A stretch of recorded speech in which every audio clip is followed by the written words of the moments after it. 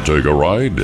From the high desert and the great American Southwest, exclusively on Sirius XM Radio, this is Dark Matter with your host, Art Bell. Now, here's Art. Actually, spooky matter this night, ladies and gentlemen, spooky matter. You have sent me ghost stories. My board op in D.C., that's where he is, by the way, Washington, D.C., Evan may call you. And if so, we'll definitely talk to you about your ghost story, and we got some good ones, too. And we will scatter that in with open line ghost stories.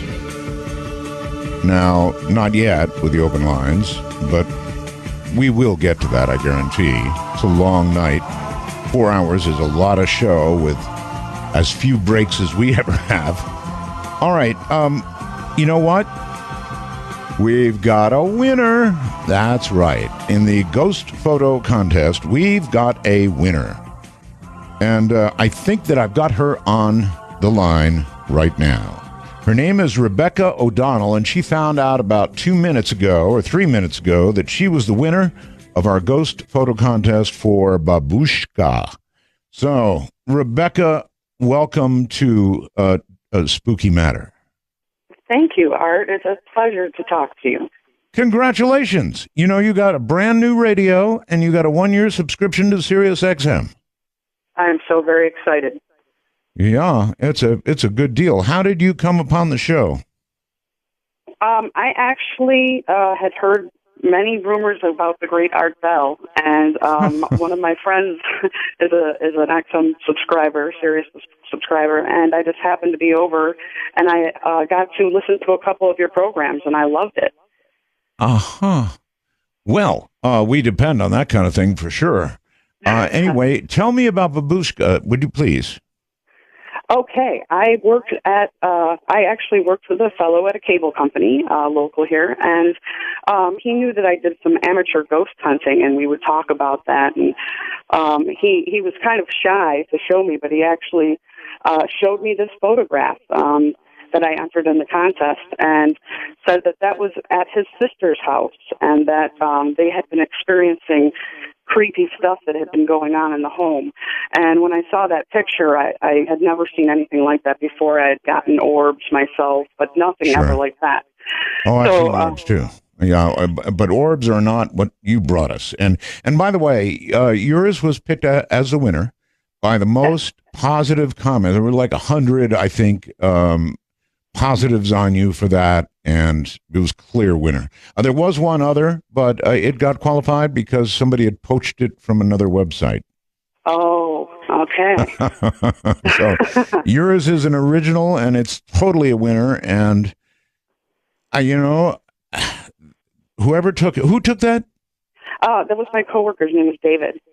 Okay, well, boy, he did a good job. I mean, to be able to catch something like that with a camera. Oh, it spooked him. It spooked him very much so. And he didn't even really know what he had captured until he had seen it in his phone. He really saw it. So it was before all those applications on. I was going to say, before all the iPhone applications and all the little things that you could do trickery with, it was before that even really evolved yet. So that was what made it even neater, Do you actually know the date or rough date? Yeah, it was taken around 2007. Okay, 2007. All right. Yeah. All right. Well, listen, Rebecca, bless your heart for entering. Bless your heart for having a really good ghost photograph, and enjoy the radio and the 1-year free subscription. And we'll expect you to call back. Thank you so much, Art. Such a pleasure to talk to you. Take care. All right. That is Rebecca O'Donnell, the winner of the radio and the 1-year free subscription. Told you somebody was going to win. All right, ladies and gentlemen, welcome to Spooky Matter. Now, what tonight is going to be, as I mentioned, is a combination of those who have sent in ghost stories as requested. And we are in the process now of calling you. Now, we will augment that, if need be, with open line ghost stories. However, I want to serve up a warning to you. I want to be scared. if I'm not scared by your story, it's probably not a really good one. It's got to put a little chill, raise the hair, maybe on the back of my neck and put a little chill down my spine. And I scare fairly easily. So they've got to be good ghost stories. If we take pot luck, they've got to be good ghost stories. And I'm also going to make a special request tonight that if you're an over-the-road trucker, I know there's at least 4 or 5 of you out there, that if you want to tell your ghost story, you pull over safely into a rest area or the side of the road somewhere where you're safe, so you can tell your ghost story with a good cell connection and with reasonable quiet in the cab, as it were. So that said, I think we ought to get underway. All right, Spooky Matter underway for Halloween night. I'm Art Bell.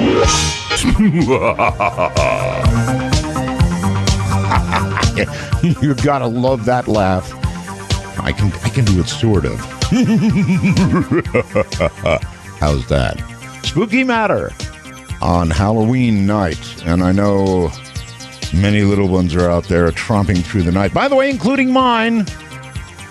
In fact, one of the photographs on the front of artbell.com tonight is of my little one, Asia Rainbell, ready for candy collection. As you can see, very ready for candy collection.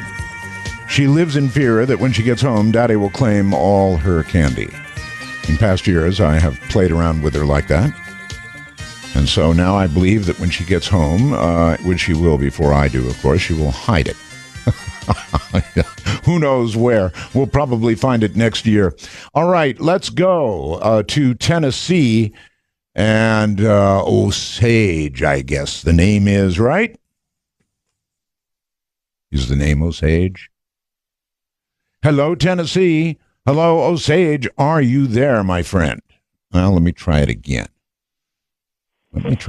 Osage, are you there, buddy? Yes, Art. How you doing?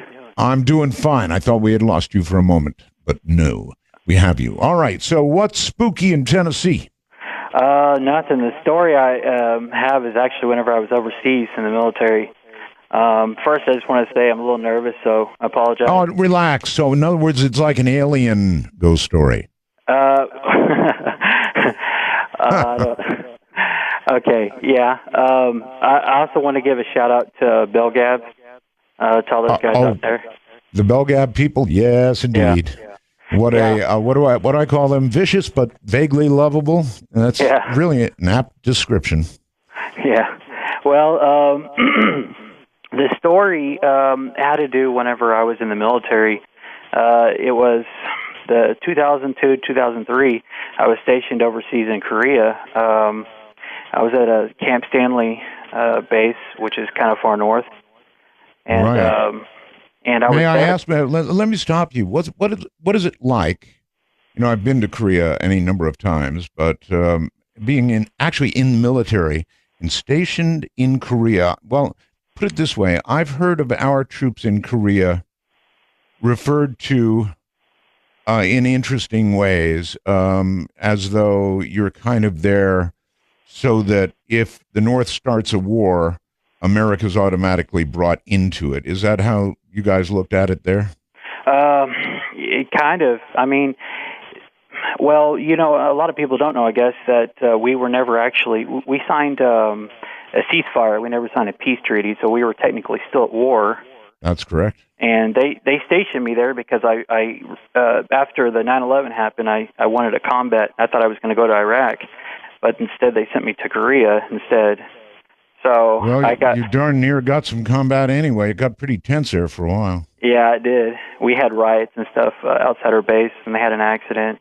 It's kind of a long story what happened, but all right, I'll let you get to it. Don't worry. Every year, a whole bunch of South Koreans get together in like almost a mob, and they march on the gate. Going north, and I always thought, what is that about? These guys are down in South Korea where they have freedoms and relative good life. The economy's in great shape, and Korea's just booming, and yet they march on the North Gate. I always thought, what they should have done one year is just open the damn gate, let them march on north, and close it. Yeah, well, there's a lot of stuff that goes on that the public doesn't hear about. The reason why they were rioting on our base was because we had an accident where two girls were actually ran over by one of our tracked vehicles. And I'm sure you can look about it on the internet, but they were pretty bad. They were actually throwing the Molotov cocktail bombs over the fences, and we had some buildings catch on fire. But yeah. All right. Well, anyway, I don't want to stop you from your story. Proceed, please.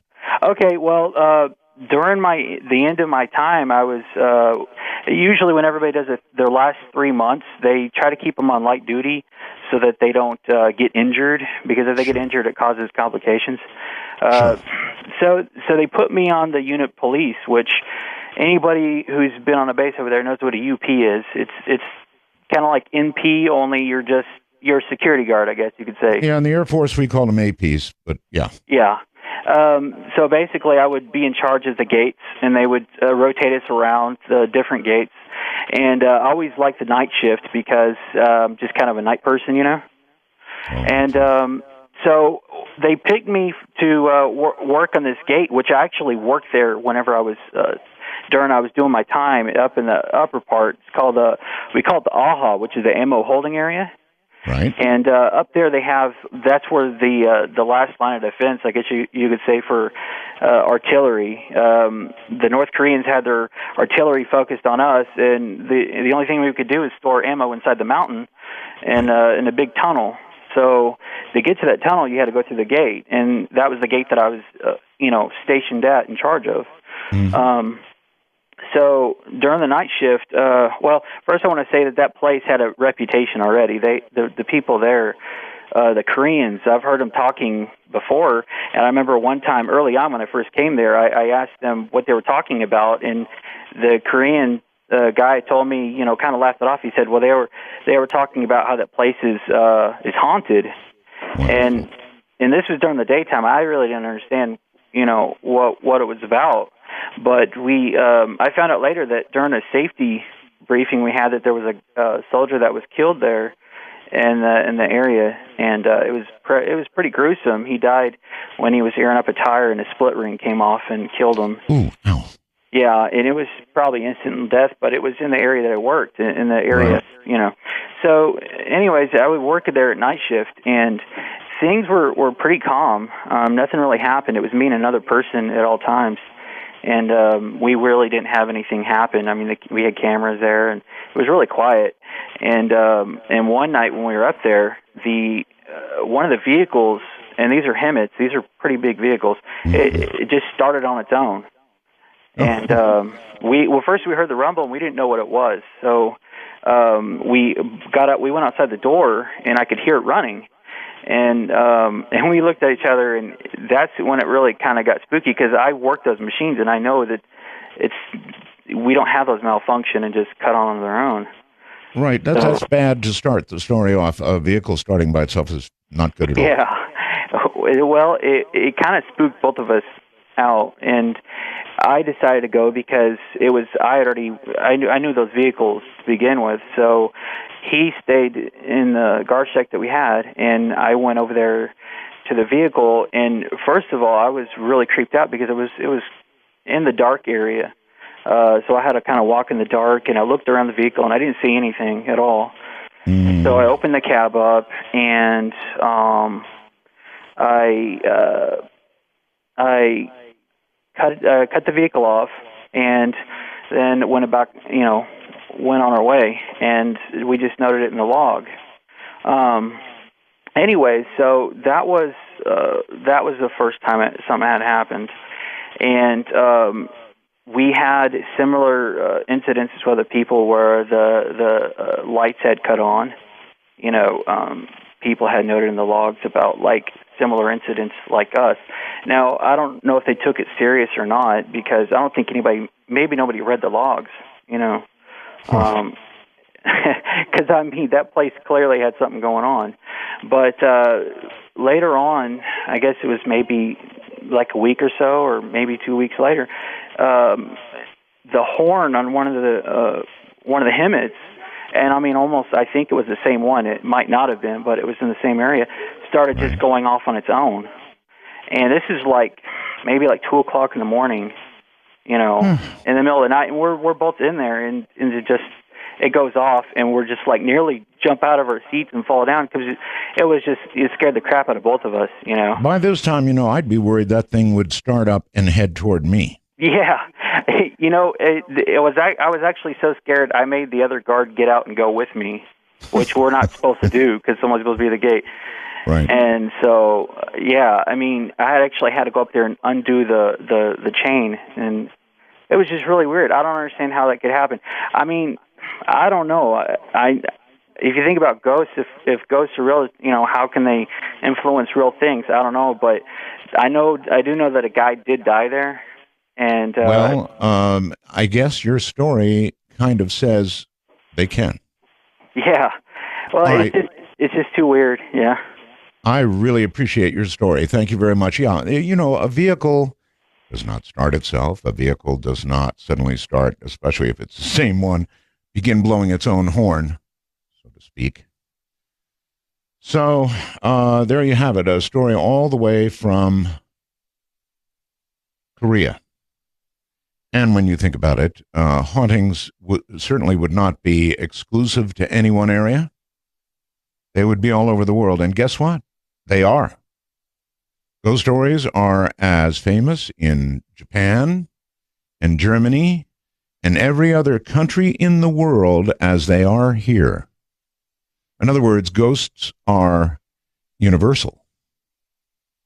Let's go to right here in Nevada, and John. John, welcome to Spooky Matter. Hello, John. Yeah, good morning, Art. Mega Roswell's. Not morning yet, not even on the East Coast, but yeah, not hey really. Great to talk to you. Good to talk to you, too. Yeah, and so you've got a story for us, I take it? Yes, I bought a house out in Eldridge, Iowa, and I only lived in it 14 months. I worked for Caterpillar, and they closed the plant, so I moved out of Iowa and moved out west here. And we were moving in, and I had just put a 9-drawer dresser into the one bedroom that was going to be my daughter's bedroom. And me and my son, he's 15, carried it in there and put it in. And I went out to the kitchen to grab a cup of coffee, and I come back to the room, and I couldn't open the door. And the dresser had slid in front of the door. At first, I thought my son was in there. What? The dresser slid in front of it. Now, was somebody in the room or no? No one was in the room. A 9-drawer dresser, that's big, right. Yeah, moved itself in front of the door. Yeah. And I thought my son was in the room doing something, and sure, of course, yes. And I turn around, and I'm hollering through the door. I said, "Open this up. I want to get this other stuff in there." And then he comes in out from the front door with another box of stuff, and I'm going, "Well, who's in here?" So anyway, I had to pry the door open and slide that dresser out of the way to get back into a room that was empty. Well, that's just plain impossible. Yeah, well, that's what I thought. And, me and my wife sat down, had a cup of coffee, and you just bought the house. What do you do? I know. I'll tell you, I think what I would have done, did you buy from an individual or a realtor or what? No, I was a realtor. But I knew the guy that had lived there before, and he had never said anything about the house. I mean, I had worked with him at CAP. Yeah, no reports of ghosts, right? No. And it was a very strange thing. And my dog would never go in that room. We sat there and decided, well, this is pretty strange. So she said, well, it's not going to be my daughter's bedroom. She says, that's going to be your poker room then. And so, so is that what I moved it was? my dresser and the daughter into the other room. So all I put in there was my poker table and stereo, How did you do at poker after that? Not real well in that room. That's just well, I love the story because it's impossible. possible. Yeah, and you sit there and you look at yourself. And, I was looking at my wife and going, did this really just happen? I mean, did I have to pry this door open to get in here? And it's like, it's impossible. Yeah, it's impossible. Happen any other way. But, no, it couldn't have. I really appreciate your story, and that's 2 stories in a row. Well, I wanted to mention one other thing. I had moved back to Iowa. My dad had Alzheimer's and stuff, and I was driving down the street, and I saw they had an open house at that house. And I was telling my girlfriend, I said, I used to own this place, and right. I said, let's go in and take a look, and yes. I'm talking to the realtor. I did want to check. There was a little cheap little under-the-counter kitchen light that I'd put in when I bought the place, and it was still there. But I talked to the realtor, and she said that house had sold 7 times since I had it. And 7 so times? Nobody ever stayed very long in it. I don't know if anybody else had trouble or not. But did you tell the realtor about what you just told me? Oh, yeah, she says, I don't want to hear anymore. She says, I got to be here all afternoon. I completely understand. And you know what? Despite the laws that say, now anyway, that you have to tell somebody if a house is haunted, if it was sold, bought and sold 7 times. Yeah, and I don't think anybody ever mentioned it. Yeah, this was, let's see, I bought it in, I think it was 82, and then I left in 83 when they closed the plant, and I moved back there in 2005. So it had sold 7 or 8 times between then, so I don't know. Right. Very strange story. All right, thank you very much, my friend. Listen, second one in a row of, how can I put this? Things being moved without human interaction, or things being moved by a spirit. A vehicle started, a horn that goes, probably on the same vehicle, and now the real impossibility. I'm not sure I'd move into a house like that if something like that happened. I mean, after all, if anybody had moved that 9-drawer dresser up to the door and blocked it, they would then have to still be in that room unless they went sailing through a window. And he said his son was still outside. So that means something that we don't understand moved that thing. And I guess the message would be, not this room. And obviously Mom understood that message because she did not allow the daughter in there. Jason in Louisiana, hi there, and thank you for coming on the air. Hello, Art. Mega Roswell. Thank you. You have a ghost story for us, I take it? Yes, I do. Okay. This is a story about when my wife and I were newlyweds, and as newlyweds kind of do around that time, they'll go visit their parents, once a week or so. And my wife said she was going to go visit her mother. I said, that's fine. I'm going to go ahead and just stay home. I'm in my pajamas. And about 40 minutes later, she came back and she said, you're not going to believe what happened to me on the ride home.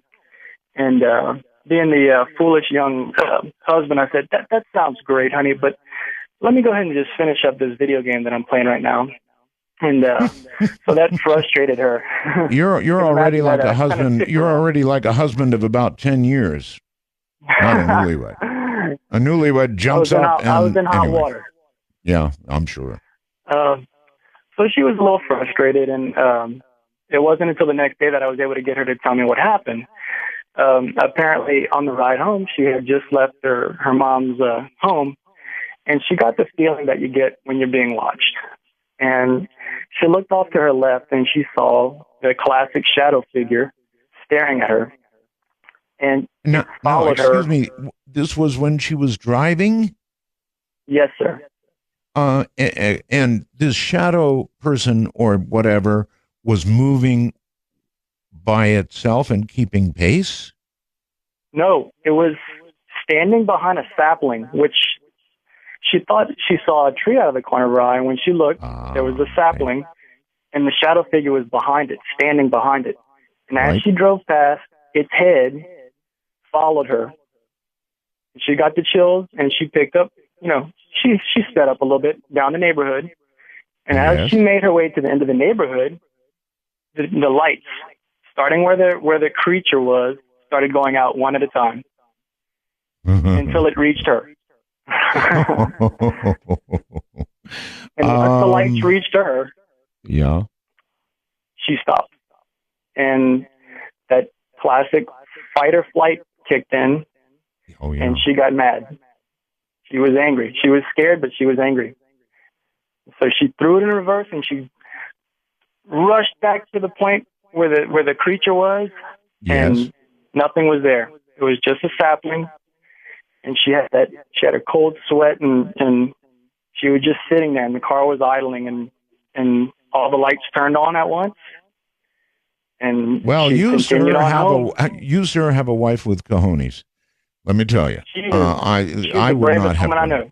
Yeah, that's right. I would not have gone back. There's no way I would have gone back. So she must be a tough one. The first time, she is a tough cookie.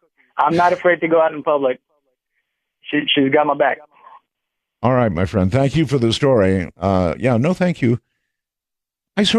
I guess, insert myself into the stories as I hear them, and it's kind of like, what would I do? It would be bad enough. You see the shadow being behind the tree. You see the head pop up, and the head follows you, and then the lights start going out. Would I go back? No. I'm being honest with you. No, I would not go back. So, big cojones. Down to Texas and Chris. Hey, Chris. Roswell's Mr. Bell. Thank you, sir. I'm glad to finally get in to talk to you. Since the first time I heard you, you're talking to Mel Waters. Mel's Hole. Yes, I've been a fan ever since. The story goes that Mel sold his hole to the... He sold his hole to the government and moved to Australia, where he's living presumably happily ever after, but I'd sure love to talk to Mel. Anyway, proceed. Yes, sir. 25 years ago, I was a brand new Border Patrol agent. We had more trainees than journeymen, so they would stick two trainees together and say, go do your job. And usual shift, there might be 4 people working. So we had 2 guys upriver, myself and my partner downriver. Very little experience between the 2 of us. What would you see? I hate this, but I have to know some things. Yes, sir. As a Border Patrol agent, you said with very little training. So it's like they send you to when you say river, the Rio Grande? Yes, sir. They send you down to the Rio Grande and they say, watch? It was very little experience, not training. I may have misspoke there. Okay. We had just gotten from the academy, but neither of us had a half a year in yet. Okay. So they send us down. They tell us to go fight crime midnights. So we're driving down the river looking for anything that we could see that didn't look right, not really knowing what we were doing, but trying to get on the job experience. We see a bonfire out on this hill that we used to refer to as the party house. It was, at the time, it was out of town quite a ways, but now it's almost in town. And we drove towards it thinking, well, maybe somebody's down there, maybe some aliens, maybe some smuggling. Right. And at the time, we had switches that we could throw that would turn all the lights off in the vehicle. So if you hit the brakes or the backup light, nothing would come on. It wouldn't show where the vehicle was. Sure. So we turn out all the lights. We're driving down this long dirt road towards the river. And as we come around a corner, there's about 15 or 20 people standing in a huge circle around a giant bonfire. They're all wearing brown, full-length robes. They got their hands up in the air like they're doing some kind of religious ceremony. Ritual. Yes. I saw a movie called Race with the Devil with Peter Fonda and Warren Oates several years before this, and that movie came to mind. I looked at these people just in time to see 2 of them turn towards us and start running at us in a Not in an aggressive manner, but like we didn't have any business in their little ritual. Oh, I'm sure you didn't. It was this is on the U.S. side of the border, of course, right? Yes, sir. Yes, Oh, about okay. 2 o'clock in the morning. Gotcha. And two of them start running toward you. And you were, I'm sure, too armed. Oh, yes. Yeah, okay. But they were armed in Race with the Devil, too. Oh. Well, so what do you two armed guys do? I looked at my partner, he looked at me, I threw it in reverse, and I hit the gas. I said, I don't see any immigration violation happening here. I went backwards with no lights. I made a 90-degree turn, and I didn't slow down until I hit the highway. I'm with you all the way. Once we get to the highway, we're trying to decide what to do because our nearest backup is a good 20, 30 minutes away. Right. There's one sheriff's deputy, and he's way the heck out of town. Right. Who would you report this to? They didn't cover this at the academy. No. Local law enforcement? I don't know. Well, we're out of town. We were in the county, and like I said, there was one deputy working, and he was way the heck out of town. And we discussed it the rest of the night. Who should we report this to? And we could not come to a conclusion. So at 8 Nor o'clock were they in the morning, necessarily breaking the law, really. None that I could see. So maybe God's law. Well, we decided that we just weren't going to tell anybody, and we're going to try and pretend like it never happened. I don't blame you at all. We managed to keep our mouths shut for about a good 20 years. Well, finally, about 3 or 4 years ago, I was invited to tell my story on the other show. And unfortunately, the night that they called the house for me to talk, I had a schedule change and I had to work that night. So you never got to tell the story? Not to them, but it really upset me because I've listened to that show, like I said, ever since Mel was whole. So a couple of weeks go by and I'm teaching a class. And I mentioned to the class that I'd almost made it on the radio.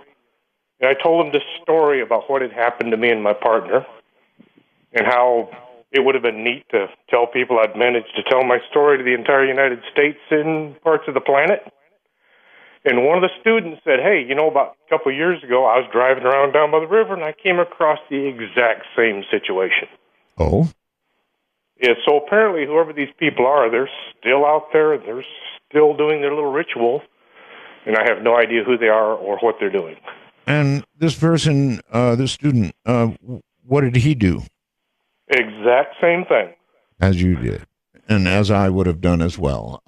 I really, really appreciate your telling this story on Real Radio. It was an exciting night. Thank you, my friend, and take care. Glad you came by tonight for Spooky Matter. I love stories like this. What do you suppose that was? Probably not ghosts. But also, on the other hand, probably not a group of people that you would want to upset, armed or not. Fascinating. Ben in California. Hi, Ben. Hey, is this me? It is you, Ben. Hey, Roswell's. Thank you. I've actually called in and told you my ghost stories before, but I've got one more story I haven't told you. You've told me ghost stories before? I called in on open lines tonight, and I was the guy that had been physically assaulted by a ghost. Okay. But I've got one story that I don't know if it's ghost or not, but it definitely qualifies as spooky. All right. I'm living in eastern Kentucky, growing up on this haunted hill. Mm-hmm. And besides the neighborhood there is a dirt road. It's a gas road. There's gas wells out there. And this is where we rode our dirt bikes and four-wheelers and everything like that. Right. So nobody ever walks out there, but I didn't have any gas for my dirt bike one day, so I decided to take a walk out there. I'm about 15 years old. I think I'm a freshman in high school. And I'm walking back. I've got my machete on my side. I'm looking for snakes and whatnot, looking for deer. Mm-hmm. And I'm looking around, and then suddenly there's two men in front of me. And this is a straight stretch of, I would say, 200-300 yards. And suddenly they're about 20 feet in front of me. So I tell them, well, you scared the you-know-what out of me. And one of the men says, well, I'm sorry. And they walk up to me, and they ask me questions like, how did you get out here? And I told them, well, I just live half a mile from here. And they say, they're just very confused. They say, how did you get past the gate? Mm-hmm. And I told them, there is no gate. There used to be a gate there, but it had been ripped out a couple of years ago. Right. And keep in mind, this is the only entrance for miles. This road runs for miles and miles, and a few miles the other way, there's another entrance, and it doesn't have a gate either. So anyway, that's a really weird question. And the direction they were coming from the direction of my house, and there's only one way in, one way out, and I'm thinking they should know there's not a gate there. So anyway, the whole time I'm talking to them, I'm really creeped out. I'm really freaked out. They're staring directly at my eyes, and they're not looking anywhere else. I'm motioning to my house. I say I'm out here with my machete. I'm looking for snakes. They don't look at my machete. They're both just still fixed on my eyes. They're not even concerned with your machete? I mean, when somebody says, I'm out here with my machete, that gets somebody's attention, you would think. You'd look down. Ooh, big knife. Yeah, you would think so, and be slightly interested. But only one of the men's talking to me, but both of them are looking directly in my eyes.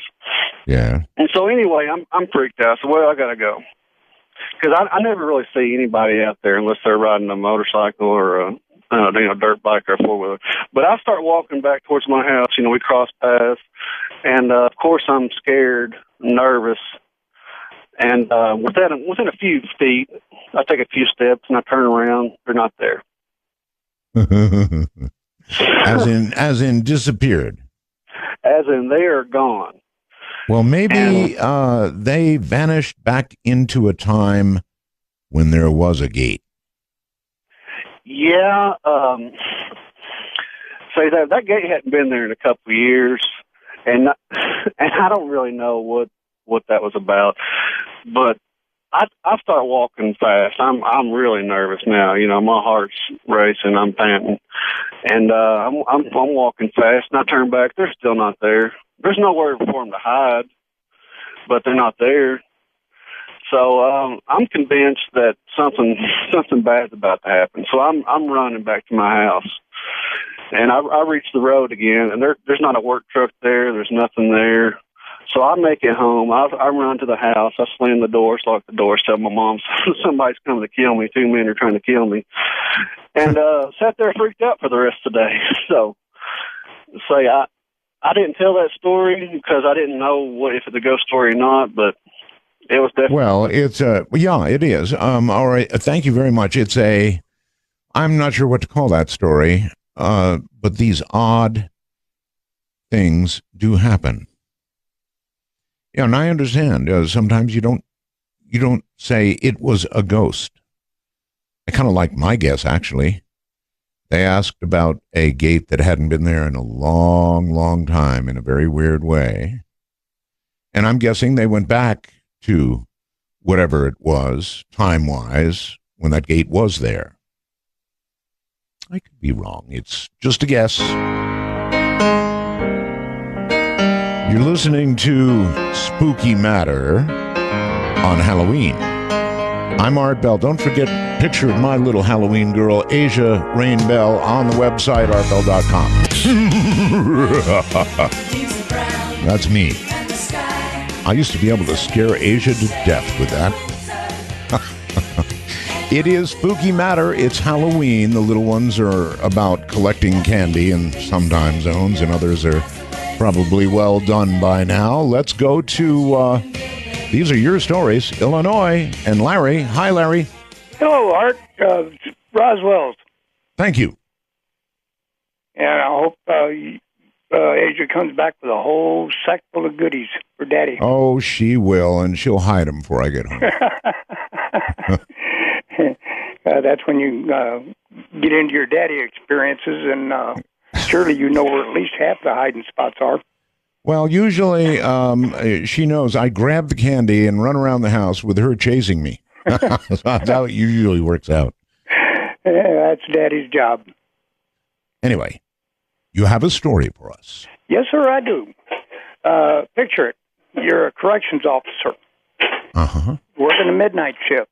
And at the beginning of each shift, doesn't make any difference which one of the three, you send your officers out to do an external perimeter check of the sensors on the fence and make sure everything's where it's supposed to be and working. I don't need any names, but I mean, is this a pretty good sized prison or a jail, or what are we talking about? This is a state institution.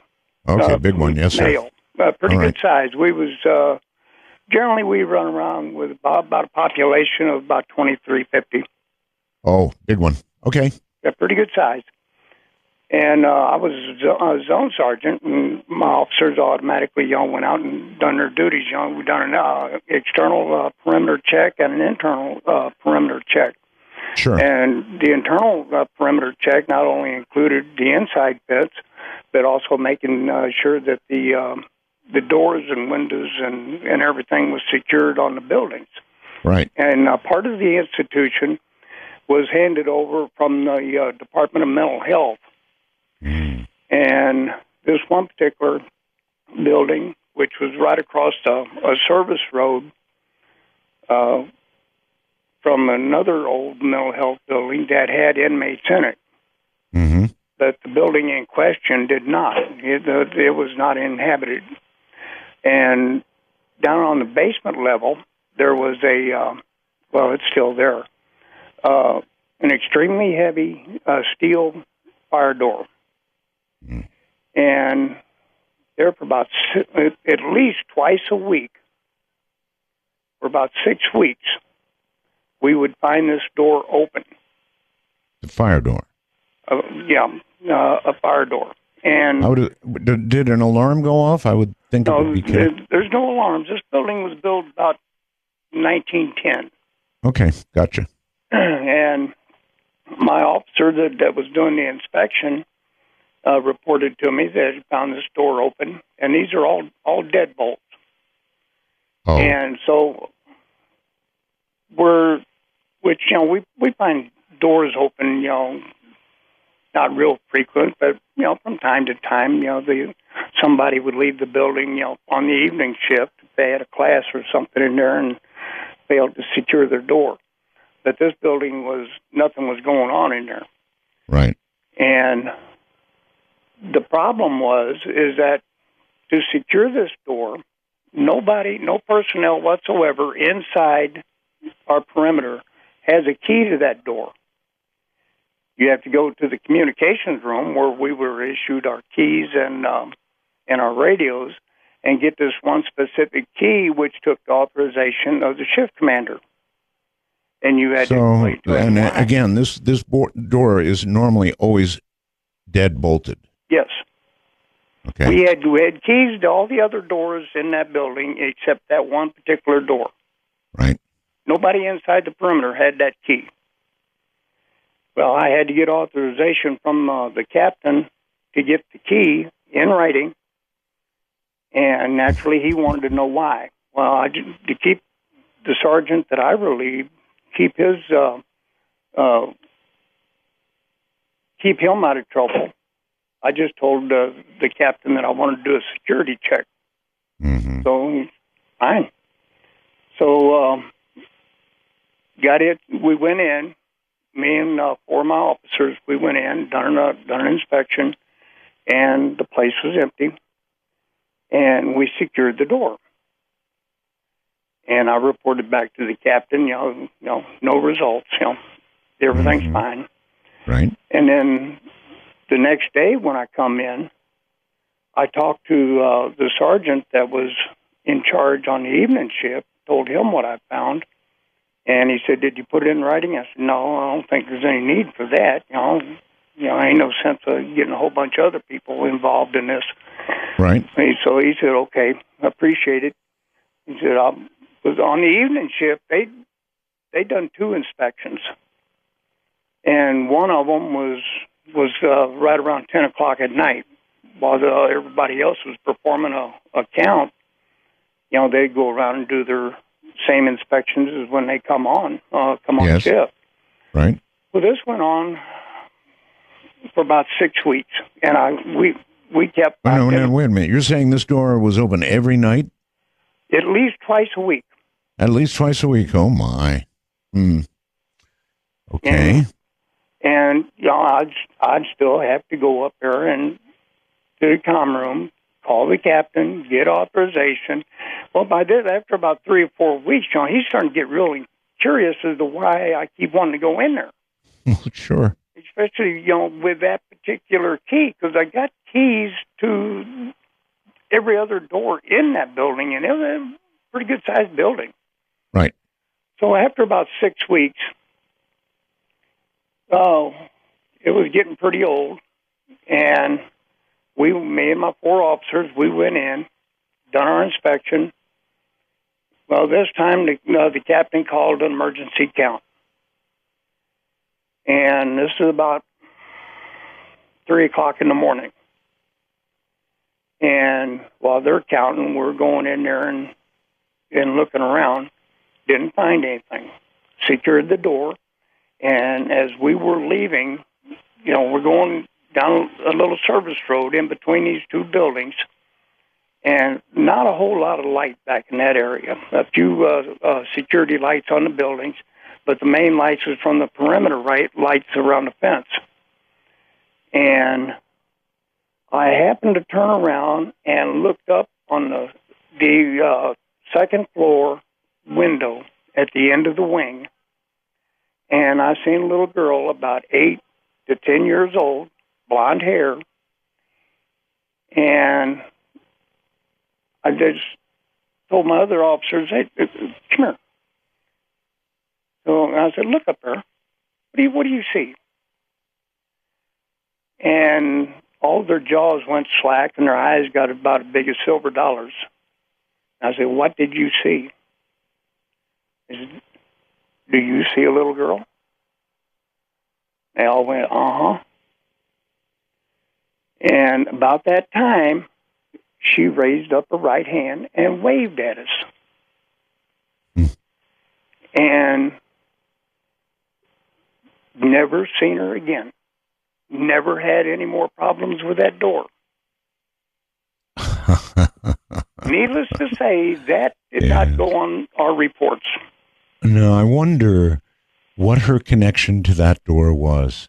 Maybe there was an old mental health building, because part of our institution, especially we had 2 sides, and the side that I was on, we had about a half a dozen of these old mental health buildings. Like I said, built around 1910, 1908. No, I got it. Maybe she had a dad or a mom that had been in that building. Well, there was children there too. Children too? Yep. Wow. Yeah, because a few of my officers worked in there for mental health when it was still in operation. And all right. Well, all right. Well, you've given us, thank you very much, another story of, in my opinion, something that's been something physical that has been manipulated by something else. All the stories that we've had so far virtually have involved things physical moved by things not physical. 6 weeks of a deadbolt opening? Well, I guess we'll just have to all wonder what's up with that. Strange. New York. Back to New York and Franklin. Hello. Hey, Art. How are you? Just fine, thank you. Happy Halloween. This story takes place when my fiance Gina and I were living in Boston. We lived there in this building for about 2 or 3 years while I was in grad school. And about a month before we were leaving to move back to Brooklyn, we had the apartment packed up and everything, and we're asleep. I'm laying in bed, and I feel someone above me just looking at me. And I'm like, in my head, I'm saying to myself, all right, if you're there, you might not want to be there when I open my eyes. And I'm just kind of joking, you know. I'm not thinking anything of it. As soon as I say this to myself, I feel a gust of wind shoot to my left. And now I open my eyes and I sit up immediately. And I'm like, what is this? I look over, and there is a man in our doorway, colonial dressed, long, stringy hair, bifocals, like a tall, thin Benjamin Franklin, okay? Right. Now, the man is illuminated. The only light that we have in our apartment is the bathroom door behind him that's slightly ajar. He is producing his own light, but his light doesn't reflect onto my door, my floor, my walls, nothing. All right? And he's slightly translucent because I can kind of see the bathroom light through him. Now, this man is looking at us with curiosity. No malice, no nothing. I'm just staring at him with curiosity. I touch my girlfriend, and she wakes up, and she looks at the door, and she says, "Who's the man in white? Who's the man in white at the door?" At that point, I really get freaked out because it was like confirmation. I turn to her. She goes back to sleep. I turn to him, and he's gone. Oof. Yeah. I wake her up. She tells me exactly what she saw. It was exactly what I saw. She goes back to sleep. I could not go back to sleep for the rest of the night. I hear you, buddy. Thank you so very much for that story. Now, isn't that interesting? In other words, it may well be that many times the apparition, or ghost, if you will, is every bit as surprised at being in another place or time than it was used to. So it is as absolutely curious, perhaps even terrified, as you are. And I wonder what that says about the other side. The mixing of that side and this side on some occasions. It may well be that they have absolutely no more of an idea than you do. Think about it. Let's go to Minnesota and Allison. Hi, Allison. Well, good evening, Art, and happy Halloween. Thank you. Well, my story I have a story that actually does involve things being moved without me moving them, but the story that I believe you were most intrigued in is my story of the time I saw a shadow person. And this story goes back about 15 years. I was 9-10 years old at the time, and I was downstairs. We lived in my grandma's house at the time, and we lived in her basement. And this particular night, my mom had left to go grocery shopping, but my bedroom was in the basement right next to the stairwell. So the only way to get in and out of the basement is on these very, very creaky stairs. If anyone were to come downstairs, including our very fat cat, I would know about it.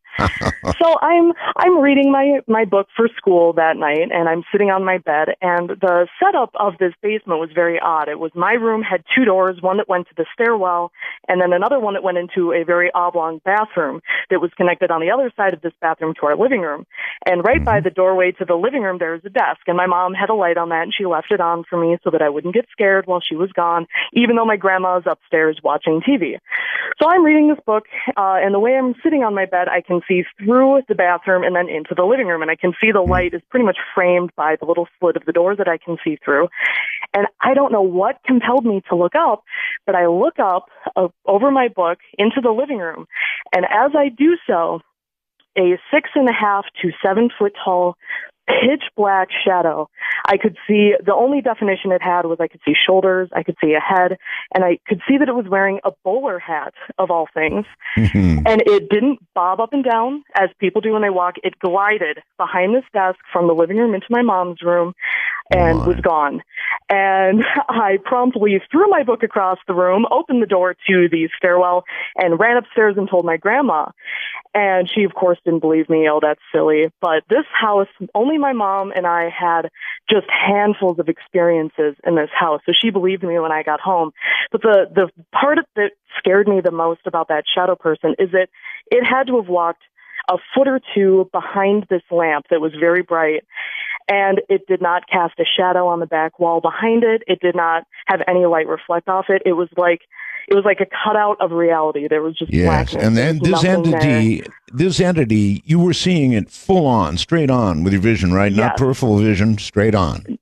Absolutely straight on. I watched it go by and sat there and realized what I'd seen for a second before I turned tail and ran. There was really no malice to anything that happened in that house. It actually, in a weird way, helped me out one time, but it's still such an abnormal thing to see. I just couldn't deal with it, and I ran away.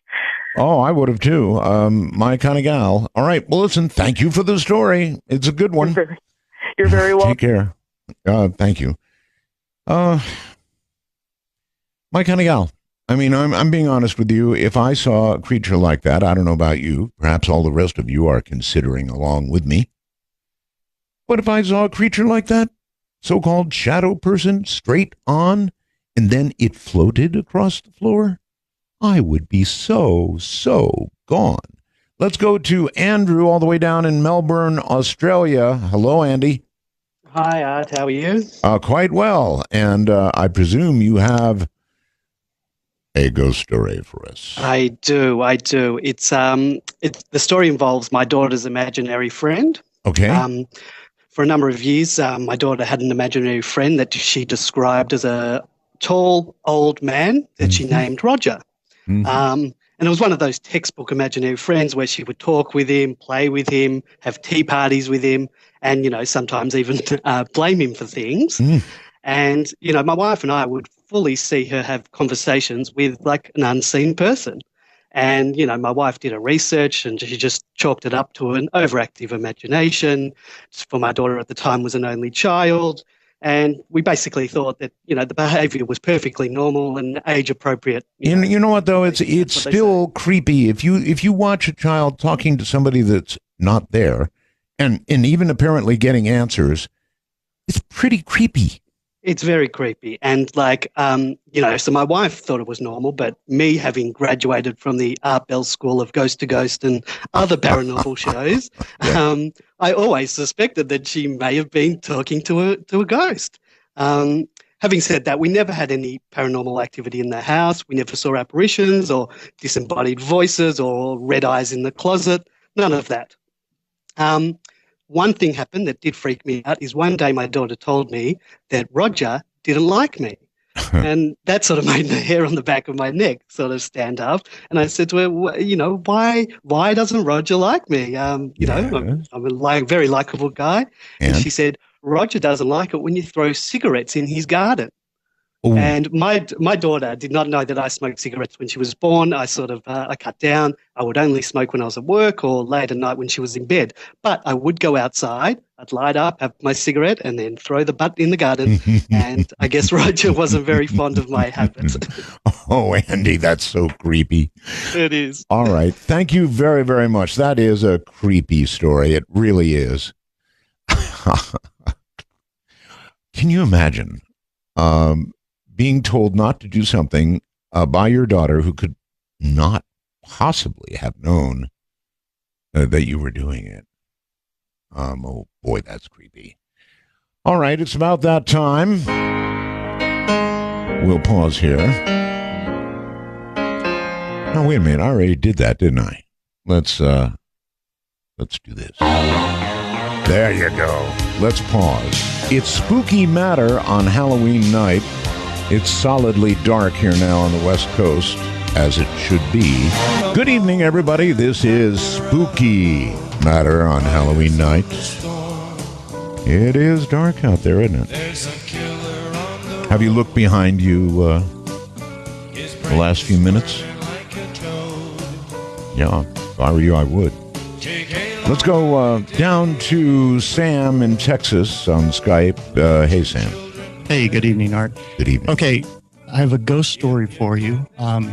I recently moved out to my family farm in East Texas, and as part of that, I joined the volunteer fire department out here. Mm-hmm. And that amounted to me showing up at a meeting on Thursday, getting voted in. They sent me home with a radio and pager.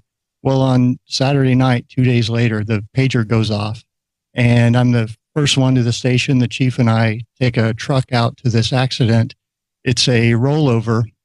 The car's has died, but the radio's playing, and I walk up, look in, there's a guy kind of crumpled up in the passenger seat of the car because it's laying on its side. He's dead, yeah. And, you know, we were there for an hour. We had to wait for the police to come out, do their investigation, and the coroner and so forth. We cut the roof off of the truck, and he fell out, and a couple beer cans came out, so he was drinking. There were people behind him. He wasn't going that fast, just kind of swerved, went off the road and smacked into a tree, and it cost him his life. Right. But, you know, while I was there, I could kind of sense that he was around. He was still there, and like I could feel him, and I remember feeling sorry for him. Like this guy, you know, didn't know that his life was coming to an end, at least this one anyway. That's right. But you sensed he was right there. I mean, I would look over across the road a little ways back from the accident, and like, I didn't see him, I didn't hear anything, but I could feel that I think this guy's standing there just looking at everything going on in bewilderment. And I felt like all of the other officers probably looked down on this guy because he was drinking and caused his fatal accident. Mm-hmm. So we wrap up there, go back to the fire station, put the truck up. I drive my car back to the farm, which usually has other family members on it, but they were all in Dallas for a family event.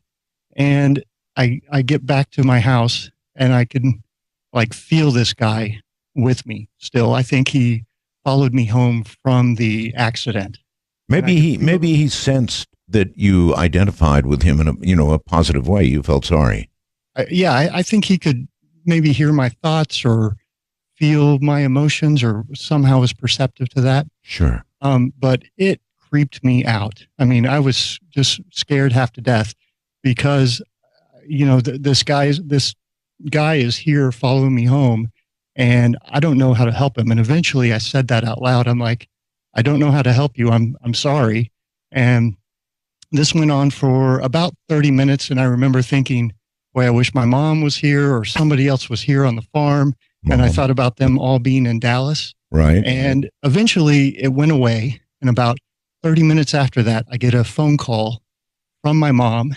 And she said her aunt heard the phone ringing, brought the phone into her, and she called me back. This was like at 1 a.m. And she said, hey, you just called. I was calling you back. And I'm like, what do you mean? I didn't make any phone call. What's the number from?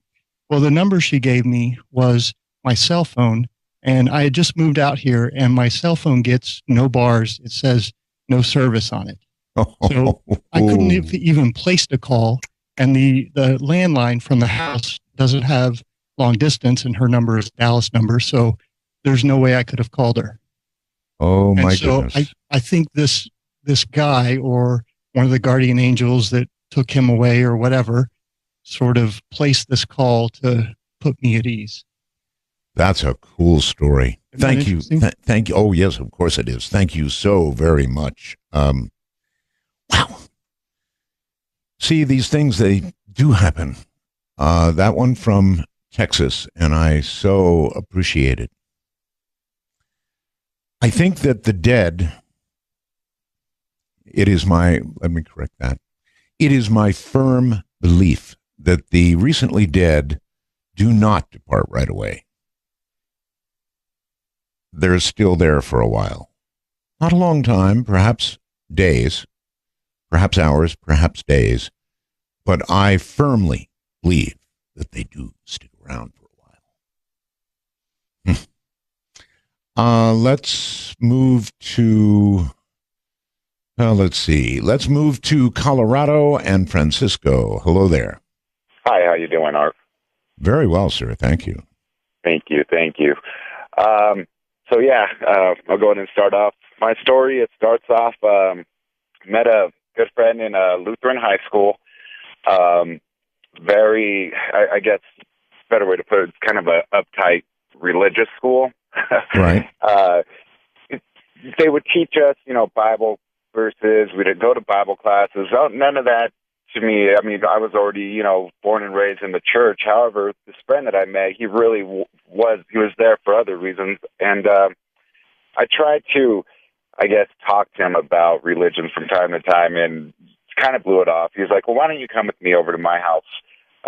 He's like, this is what my mom and I kind of do on our separate time.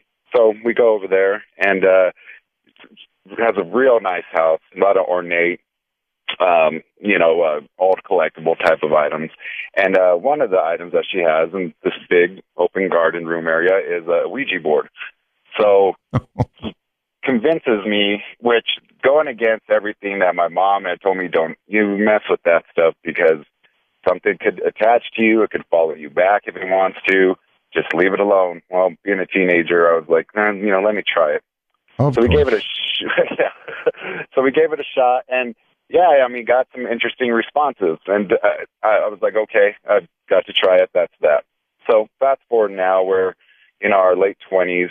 I'm in school, and I had just left college to move back in with my mom to help her with my grandmother. She was suffering dementia at the time, and my friend calls us up. It's about maybe 3:30 in the morning.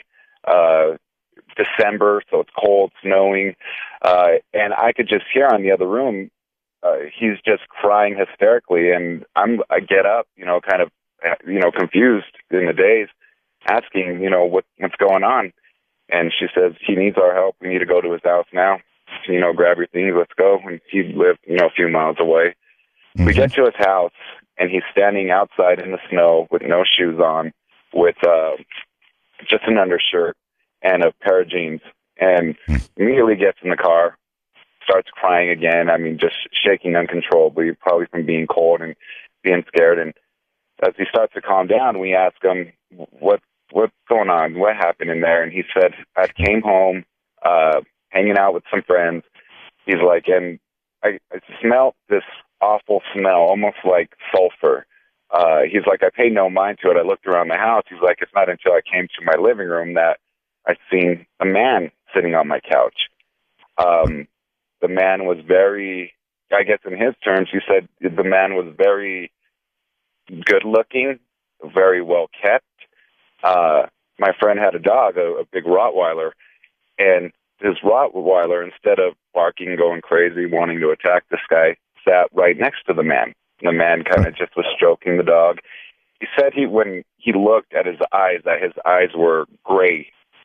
There was no pupil, there was no white, that they were just completely grayed over. And I don't know if it was some type of, there was no verbal communication, he said, but the look, and maybe, not in his words, but maybe some type of, the thoughts, he felt his thoughts were being read by this being. Right. He said he just felt like his soul was being taken from him, and that this being knew that I have you right where I want you. When we had got to the house, like I said, he had already, in order for him to have gotten out of the house, I should have explained a little bit better, he had to break the window out of his bedroom. So my mom and I are like, do you have a key to get back in? The sun's starting to come up, like, 4:30, 5 o'clock in the morning. And we're all like, we really don't want to go in there, but let's go in there. So we finally make our way to his house, and the house is a wreck. Cupboards are basically torn off hinges. Food and dish plates are scattered all over the kitchen floor. There was even dog vomit in the living room, in multiple areas of the house. Sounds awful, yeah. it was like I said, I was born and raised in the church, and nowadays too many people, they want to recognize the good and not also that there is evil out there. Yes, sir. This certainly opened my eyes to it, because seeing what I saw and sensed what I sensed, and just the atmosphere was heavy. That as walking in that house and just knowing that, why would my friend go to extremes to break a window in order to get out of his own home? Because he was terrified. Yeah, he truly was. Absolutely terrified. Did he say anything about how everything got broken? No, he said once he felt that, as I was explaining, he felt like just a part of him or a part of his soul was just being taken by this entity. And he still, to this day, says it was the devil. But he says once he started feeling that awful feeling, he rushed to the front door. The door knob wouldn't budge. It wouldn't open, nothing. So that's why he decided to break out his bedroom window. It was everyone who I told this story after that, or familiar with my friend, they were shaken. I mean, and just terrified to think like, that is something else. So we had that same day, we called some priests over to come and bless the house. And even the priests they had a look to them that maybe there really was something here that we can't explain. And during the prayer, my friend, the one who went through all this, he straight fainted on the floor. So I don't know if it was a possession and he was making that up, let's just say, but whatever happened, something happened. Well, thank you very much. I don't think anybody makes up breaking out a window of your own house. Not for a second. The rest of it, I don't know, as he said. But if you thought that you were sitting across from death and that death had come for you, you might do the same thing. Zach, somewhere or another on Skype. Hello. Hi, Art. Hi. Where are you? Halloween. I'm sorry, Zach. Where are you? Oh, I'm in Oakville, Canada. Canada. Okay. Very good. So I've got a story that happened last year. My uncle was staying with us here at my house, and we were talking one night, and he was telling me about all these horrible dreams he was having. Mm-hmm. And I mentioned it the next day, my friend who likes to dabble in the occult, and he suggested to me that we do a banishing ritual, whereby he would summon the negative energies and then banish them from my uncle's life and also anyone that was in my house. Right. So I mentioned this to my uncle after I talked to him, and he was down for it. So the next day, my friend comes over, and what he did is he set up 4 candles in the north, east, west, and south corners of the house. Mm-hmm. And he went outside. We've got a walkout basement, so he was under my deck doing whatever he had to do for the ritual. Meanwhile, my uncle and I are sitting in the living room, and we were just told by my friend to just sit there in silence and just sort of, I guess, ponder life. Right. And not that long after it began, I got paranoid because I couldn't see all the candles. So I was concerned, one of them might catch fire or something. So I walked around the house periodically to check in on them. And I did a round and everything was fine. And I come back to the room, and the candle that was in the south side of the house where we were sitting started making this pinging sound. What? It just kept going ping, ping, ping, and it would stop. And my uncle and I look at each other, and we say, "Did you hear that?" My uncle says, "Oh yeah, I heard that." And a couple minutes later, it goes ping, ping, ping again. And I said, "Oh boy, what's going on?" So I go check on the other candles. Everything was fine. I get back, and also within our range of vision is the candle to the east, and the fire jumped from the wick to the case that the candle was sitting in. Wow. So I said, "Oh God!" I mean, I said, "I don't care about this ritual. I gotta, blow this out." So I managed to blow up the fire around the rim of the candle case and kept the wick going. And again, I think, "Oh, what's going on now? Is it the rest of them?" So I go and I check the candle on the west side of the house, and just as I get in, the fire jumps out of the candle and onto the dryer where it was resting. Oh my God! And I blow that out. And as soon as I come back, I'm panicking. My friend comes up the stairs and said the ritual is over. And I tell him everything that I just told you. And he says, well, to begin the ritual, I have to summon the energies from the east. So that's why the fire might have jumped. And then I banished them to the west, and that's why I jumped again. And I said, well, what about the south? And he said, well, what do you mean? And I said, well, it pinged several times, and it did it throughout the half hour or so you're doing the ritual. And he said, well, I have no idea why it did that. Oh, that's weird stuff. I guess lucky that everything didn't burn. Yeah, well, I mean, it's good news in the sense that after he did the banishing ritual, my uncle stopped having all the nightmares. Well, that is a good thing, but wow, what a story. Thank you very much. Plus, candles pinging, really? California brings Mark. Hello, Mark. Hey, Roswell's Art. How are you? Fine, thank you. Great. Yeah, so I have kind of a crazy story for you. I'm 33 now, and about 10, 12 years ago in college, when I was about 20, I moved into a house with about 3 other roommates, and it was about 2 blocks from campus, the University of Arizona, and it was built for the Tucson Electric Power Company president. So we move in, and everything's fine, but then within a week, a whole bunch of weird things start happening. Literally, the electricity would go off, and you would have to walk around and go to the breaker outside the house to turn the electricity back on in the house. Right. And we had, over the course of the year that I lived there, we had like 3 or 4 different electricians come out to check out to see what was wrong with it, and everybody said that it was fine.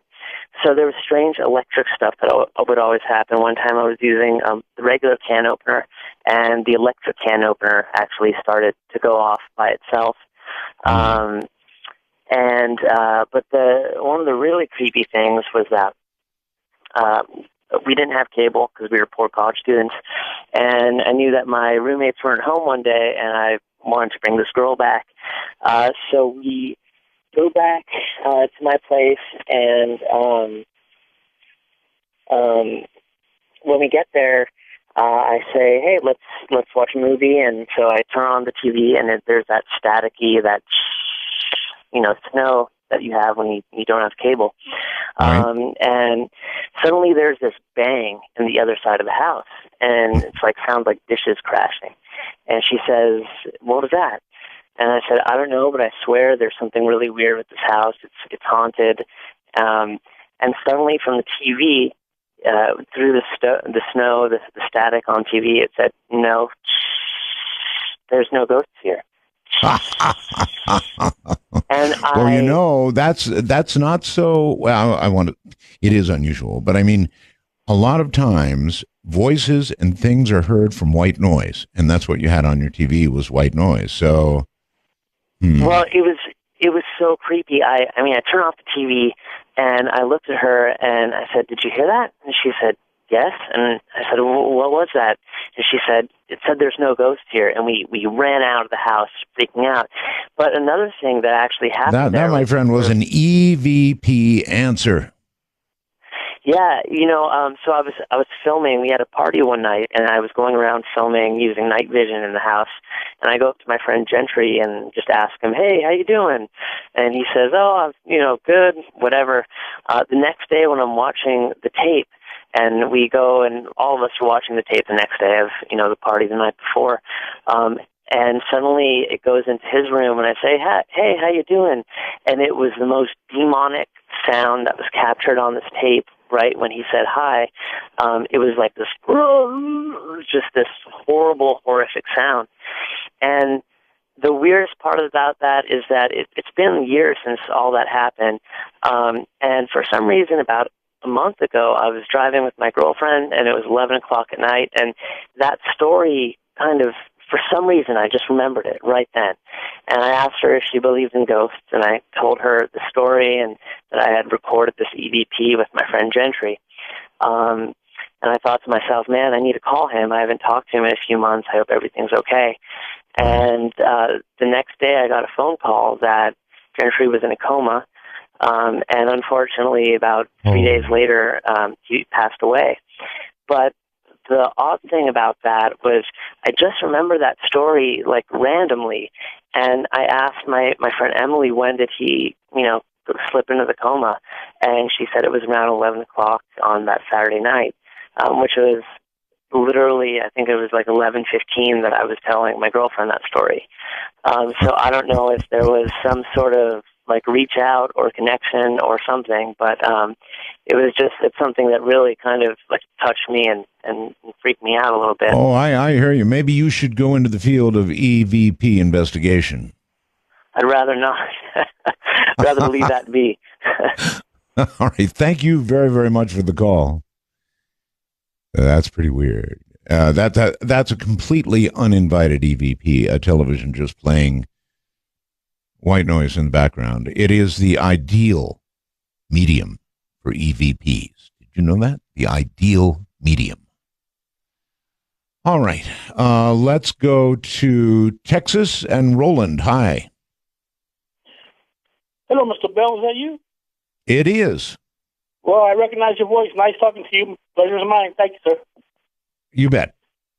I have an experience. It's not a story. This happened to me, so it's very, very disturbing and unsettling, but happened in one of my dreams that came to me, and I was asleep, and at the time I was living and working in Phoenix about 10 years ago or so. And in my dream, I woke up, and I was in a unknown city to me anyways, because it was kind of like New York or Chicago style, a lot of people downtown, going to work, all dressed up in suits. You're saying you, in essence, woke up in a strange city? Yes, sir.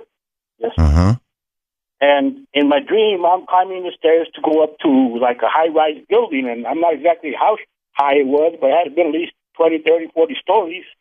Right. And you know how people are in big cities like that, they go by you and not pay attention. So I'm really not sure what I'm doing there, but I know I have to walk up, and I head towards the elevators for whatever reason. That's where I'm being pulled towards.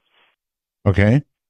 So I get to the elevator, and as one of them, there's a bank of elevators, and in those big buildings, you have 3 or 4 on one side and 3 or 4 on the other side. So it must have been a good, half a dozen elevators. So I'm standing in front of one, and the doors open up, and a bunch of people rush in and fill in, and carrying briefcases and purses and stuff. And I decided it was too crowded for me, so I figured I'll catch the next one. I wasn't in any particular hurry, so I wait for the next one, and that one opens up, and the doors open up, and there's no one coming out, and there's really not a crowd any longer. I'm really the only one going to get in. So as the doors open up, I notice, I guess, what you call an elevator operator. And he's standing in the corner there, and he's dressed very sharply, nice vest and very trimmed up and, very professional looking. Yes. But he had this sense or an aura about him that wasn't natural. So before I actually stepped in, the doors were wide open. He's standing there with his kind of holding his hands and looking at me and smiling, and I picked up right away, who he was, and I got the feeling that he was the Satan himself. And now this is all in a dream, right? Yes, sir. It's all in a dream. Mm-hmm. Okay, so as opposed to an actual a ghost encounter, this is a dream, or did it manifest in real life? No, it's been manifested in real life, but this is how it started. So this is the reason I say that when the doors open up and I had this sort of a fear of actually stepping into it, So I stood there still on the outside of the elevator, doors open, and he kind of just asked me, well, are you getting in or not? Right. And I go, well, am I going up or am I going down? You know, asking him if I was going to heaven or going to hell. In other words, you're in a dream. You don't know what you're doing. Yeah. So, you know, but I had the feeling that it was not a good choice to get in right away. So I was basically asking him if I was going up towards heaven or down towards hell. You know, because I had that feeling that maybe I had died in my sleep. And I'd say up, please. So then he just looked at me and goes, well, there's not a whole lot of difference for you. So, and then that's kind of when I woke up. I woke up wide awake and I was sweating, and you know, and it's been a question for me ever since. I don't know what it means, but all right. Well, what it means is probably, since you made no choice at all, it's purgatory for you. I don't know. That's a strange one, but it was a dream. Now to Anthony on Skype. Hello, Anthony.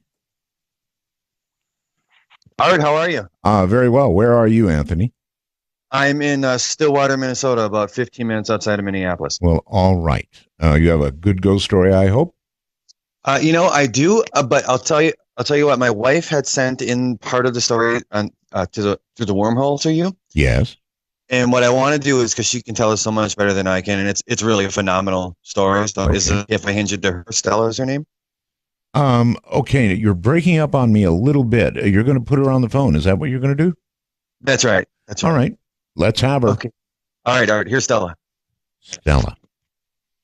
Hello. Hey, Stella. Hi there. Hi. Roswell's. Roswell's. Thank you. So our ghost story, we live in a house in historic Stillwater, Minnesota, built in 1860 something. And we have pretty much had some occurrences and moved in here 2 years ago in April. It started with whistling, like kind of muffled whistling, not wind or pipes or anything. Believe me, I know what those sound like. It was somebody whistling a tune, and then I would start to hear like old record music playing, and I went outside to see if some kid was sitting outside out front blasting their car stereo, and nobody in sight. It was only from the house. And then things started to escalate more and more. There would be the sounds of like a glass setting down on a table, and there'd be no one home. And I was out front of our home, and there was no one inside, and I heard a knock coming from the inside of the front door. Yeah. So I was a little afraid to go back inside the house at that moment. I understand. Things escalated more and more after that. Knives, like kitchen knives, would fly off of the table in the kitchen, and we have hardwood floors. And yes, and it wouldn't just fall down flat, point down, stabbed into the floor, inches away from my husband several times. He's fortunate that he hopped out of the way quickly. This is where I begin to think about moving. Yes, we actually have been talking to real estate agents, friends, anybody looking for another house to live in.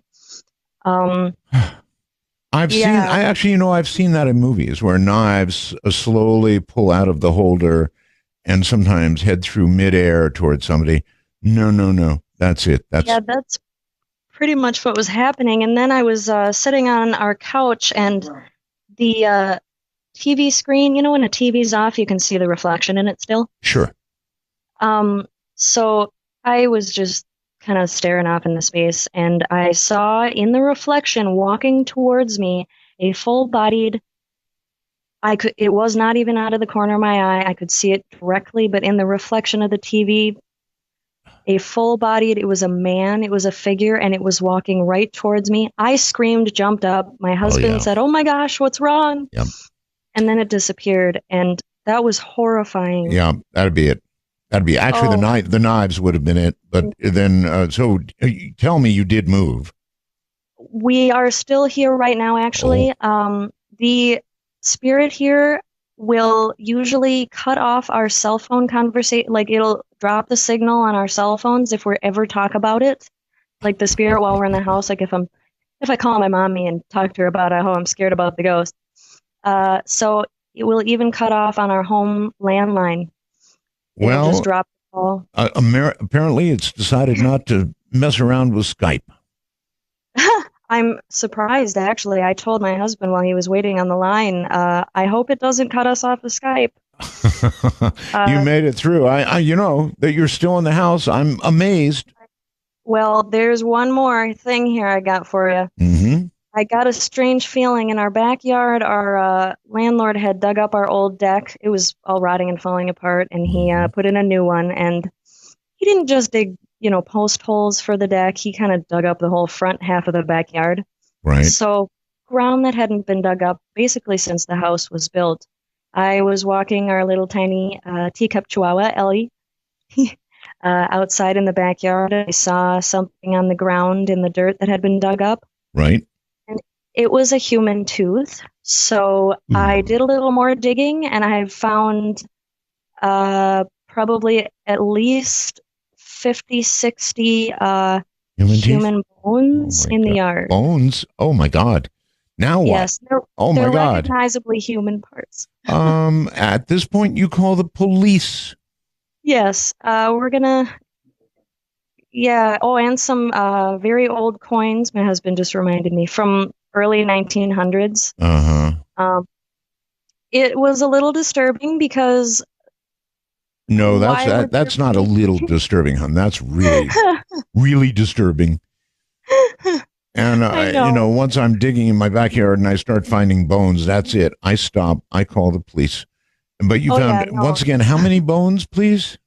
I'd say about 50. There's probably near a full set of teeth, and several large. I'm gonna assume they're like phalange finger bones, but they're all. It doesn't look like somebody just. My friends tell me, oh well, a long time ago, people would just bury their loved ones in their yard if they couldn't afford a funeral, and I said, well, that sounds a little odd to me, anyways. But if they're all in hacked up pieces, which doesn't, I try to rationalize it I can't really, actually. Hacked up pieces, not good. None of this is any good. I don't know. Maybe you shouldn't call the police. Maybe you should call a priest. I know. We actually have a friend of ours. Her family is friends with the Dalai Lama. So he blessed some herbs, some incensey herbs for us to burn in the corners of the house, and we're gonna get on that. You actually had the Dalai Lama told about this? Yes, and the Dalai Lama personally blessed and sent us herbs to that we're supposed to burn them in. I think is it every room? Asking my husband. Every room in the house to get rid of the evil and try to get out whatever's in here, because it's more and more almost every day. Oh, why are you still there? Oh, trust me, we have been looking at every single possibility we can to try to find another house to rent, buy, apartment. There have been times where we've thought about, packing up all our pets. We have a cat and a dog and a turtle and a hamster. I would have thought of that and actually done it. Yeah, I know. Just. Oops. Hello? Oh, my.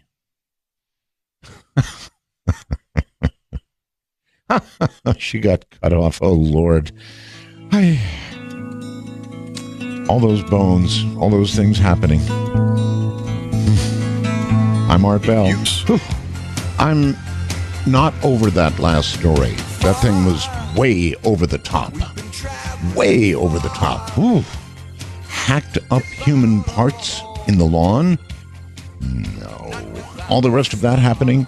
No, I'd have been so out of there, and then she got cut off. Yikes. Vicky in Michigan. Hello. Vicky in Michigan. Are you there? Oh, Vicky's going to miss her chance. Well, sorry about that, Vicky. We will move on. Let's see where to go. Let's go here to John in California. Hello. John. Oh, hello. Come here. Hello. Oh, Roswell's Art. Thank you. Who was that? That was my girlfriend. Sorry. Good. I don't know. We've got voices coming out all over the place here. Okay, go right ahead. Well, good to talk to you again. Experience with Ouija board, that stuff. My parents had a restaurant. I was probably about 17 or 18. I think I put that in the email. We taught this thing, apparently. And one night, it got nasty. The thing got nasty. Yeah, it claimed it was a female, and it said it was from hell. I can't confirm any of this. I don't know if it was real or not, but in other words, it told you on the Ouija board that it was from hell. Yes. And we spoke this thing many times. And one night, me and two of my friends were there. 3 bright flashes came out of the mirror, and they were blue. Electrically, you'd call it back in the 80s, I guess, out of the mirror. There were lights pulling out the mirror, but they were not pulling out lights. There were 3 bright flashes out of the mirror, and they were blue. So, we got really scared, and we ran out of there. Okay. We drove around for about 2 hours. I had to come back because we left everything on in the place. We weren't supposed to be where we were at the time. When we came back, the light outside turned on its own. There was no motion sensor on at the time. It was probably 87. It was probably 87 or 88. Mm-hmm. And we drove off again. Came back in, turned everything off. Left scared. And pretty much the whole story, but an update, maybe 2 years ago, the staff was freaked out by doors slamming. I can't confirm this, it's just what I heard. But doors slamming over and over and over and over and over. They came out with knives. I moved away from there a long time ago, but I don't know, something happened, and that's pretty much my whole story. Okay, well, I appreciate it, and again, same house, I presume. These hauntings are real. Now, as you listen to these stories, it's not people out there making them up. These are real occurrences. They really do happen. So ghosts or apparitions or whatever it is you want to call them have to be considered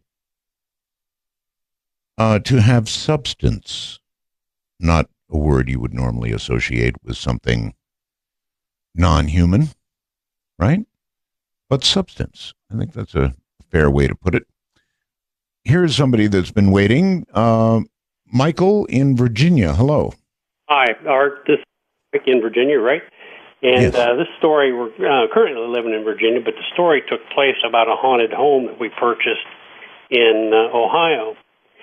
And I'm convinced that the house actually picked us because we had spent weeks looking through these little realtor magazines. One evening, my wife said about 2:30 in the morning, she said, I found a place. I said, funny, I found a place. She said, well, mark the spot, we'll look at it in the morning. So that next morning, we had picked the same house. So, and we missed some of the early clues about, this house, like the sage on the mantle when we moved in. Right. It started really benign with like whispering and just hearing noises. But a couple of the strangest things that happened was one night we were listening to you, and Father Martin Malachi was on. Oh, yes. And someone had asked him, is there any danger with even talking about this stuff? Mm-hmm. And he told you, he said, Art, and I think you asked him the question, he said, Art, he said, even talking about it now can be a problem. That's right. And Something you should be thinking about right now. Well, and what happened, the words no more came out of his mouth when we heard this god-awful racket in a closet. And our cat ran over to the closet. My wife jumped up from her computer, and we opened the door, and it sounded, if I could describe it to you, it sounded like a bird, a large bird, thrashing in the closet. Oh. Opened up the closet door, nothing. And not good. It was the cat ran out of the room. I mean, that was kind of strange. But probably the oddest thing that happened, my wife was working on her doctorate, and she had gotten up early one morning to go do some research on the computer, and the computer room was just like maybe 5 paces from the bedroom. Well, so as not to disturb me, she closed the bedroom door. And I could hear her typing away on the computer, and it was, and I, sleeping in. Mm-hmm. And all of a sudden you heard bam, bam, bam, 3 loud knocks on the bedroom door. I thought, well, that's odd. She must have locked herself out. I get out of bed, I reach for the door and open it, and my wife is reaching to open it from her side, and she said, "Why are you knocking on the door?" And I mean, it was just, you talk about, gee, why don't you move out of this place? Yeah, when you move in and you see sage, that's the big tip-off right there. Art, it really should have been. And I just want to tell you one cat story. I know you're a cat fancier. Mm-hmm. We had a cat, little cat Scraps, that we had for 13 years. And we were moving to Virginia, and she was in really, really poor health, and we decided to have her euthanized before we took her to Virginia, or before we moved to Virginia. Well, my wife and I were, and she had this little cage, like a travel cage she used to love to sleep on in the kitchen. Right. And my wife and I were in the family room, and all of a sudden we heard this god-awful racket, if you can imagine somebody just bouncing this cage around the kitchen. I jumped up off the couch. The cat's on the cage. The cage is coming off the ground 5 or 6 inches, bouncing straight up and down. Really not good. No, it wasn't good. The cat jumped off, and about the same time I hollered at my wife. I said, "Come in here, come in here, come in here. You got to see this." Mm-hmm. And just as she came, and this thing continued to bounce, Art, for probably 10 seconds after the cat got off it. And I'm not talking just like shaking. I'm talking straight up, straight down, straight up, straight down. Yes, sir. And just as my wife came around the corner, it stopped. So, but this house had just so many little things like that, and probably the very worst. And I didn't tell my wife this until after we moved out of the house. But we had one time we had 3 cats, and we had our pantry down in the basement, and I'm coming up the steps, and I'm not afraid of cats. Things don't bother me because we lived in this place for 13 years. But all of a sudden, I heard this low, guttural kind of growling coming from the corner of the basement. And I thought, wow, that sounds like the cats are really getting to get into one, That's what I'm telling myself. But the hair is standing up on the back of my neck. Well, just as I get to the top of the steps, I look over, and all 3 cats are curled up in the sunlight coming through the kitchen window. There wasn't a cat down in the basement. So it wasn't the cats at all? Not at all, Art. Mm-hmm. But well, anyway, all I can tell you, sir, is take sage advice and don't live in a place like that. The whole cat thing jumping up and down, bad. The growling in the corner, really bad. Let's go to Skype. You're on the air. Hello, it's Aku, I believe. Oh, it's me? It's you, yes. Aku, where are you calling from? I'm calling from Finland. Finland? Oh yeah. Okay, welcome. Well, I'm glad to be on. Can't believe it. I'm on actually. kind of a shock. Well, you actually But, are, yes. Yeah, oh yeah.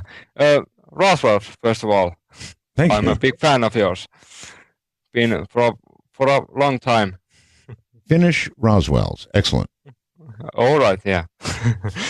Well, it's ghost time today, so I guess I'm gonna go for a ghost story too.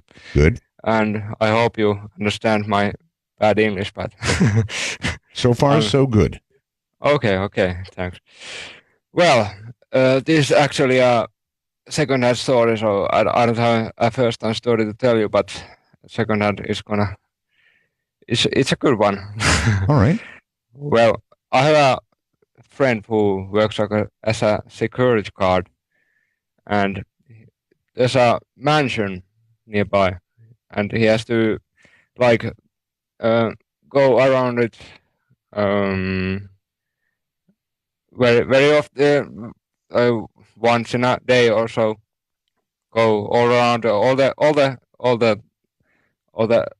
rooms and so forth. Yeah, check it. And that's what a security guard does. Yes, you have to go around all the rooms. Mm-hmm. And he has an electronic clock when he goes when he checks out. Yes, sir. And he has to put the right code in there, and so when he puts the right code, there's a well, it kind of goes in the alarm on mode. So though if there's someone in the mansion, it of course alarms the local police or so forth. So you put the right code in and wait for the right signal, the green light or so forth, and well, the story goes that he puts the right code in, and what you get instead of well, you get the green light like always, but you get also a child laughing. And I know you like childs, especially child ghosts. But anyway, you put the right code in, and you hear a child laughing. Of course, you disable the alarm system to check if there's really a child in. Well, you go in, it's totally dark. Well, you can't see anything. You can't hear anything either. So you you go out and put your code on again, and well, you see the green light going in again, seeing that okay, the alarm system is on again, and you just wait, and you hear the child again laughing. Well, you just what else there is to do? You just have to put the alarm code on again and check the inside again to see if there is anyone inside, but there's no one inside. And what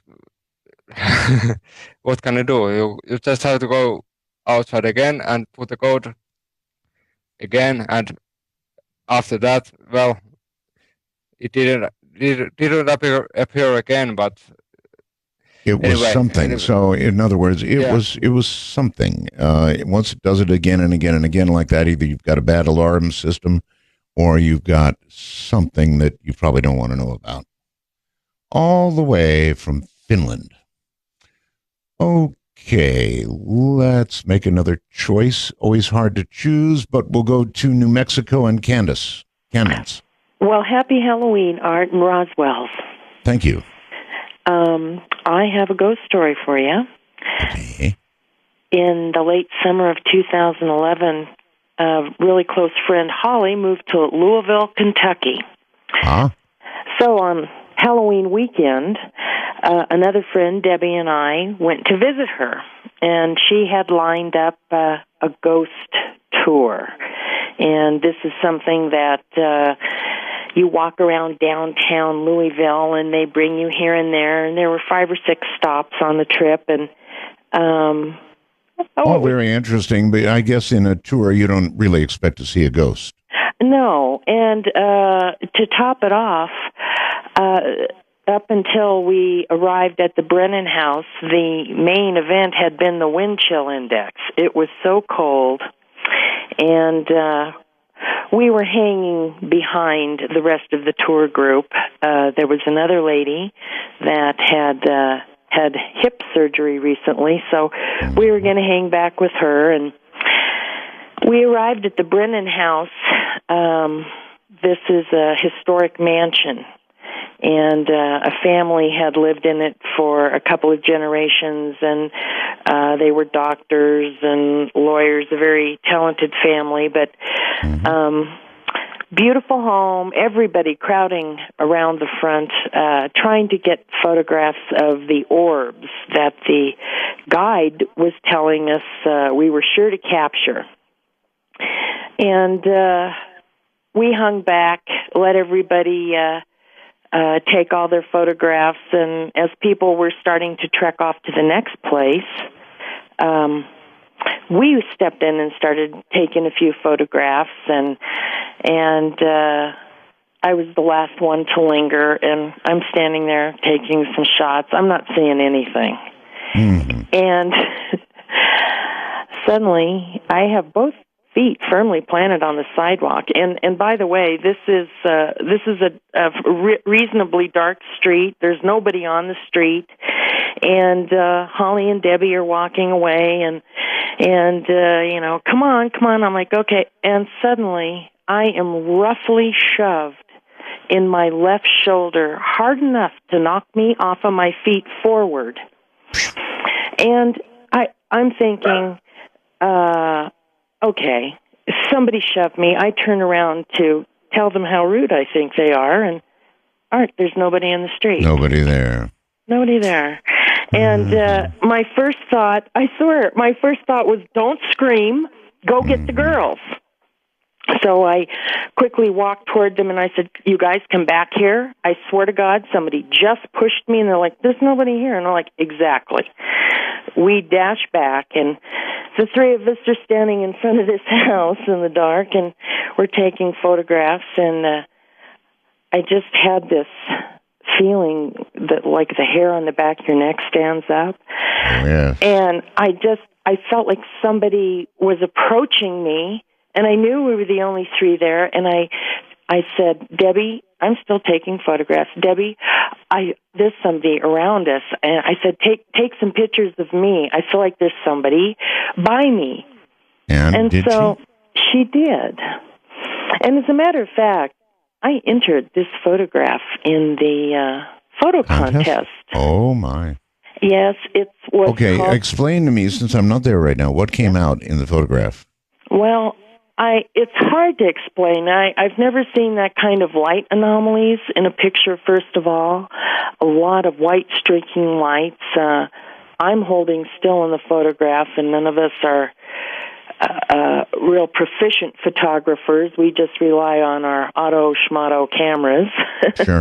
Sure. But particularly just behind me, up at the top of my head, there is a man there, and he has like a pasty face, dark eyes, deep dark eyes, and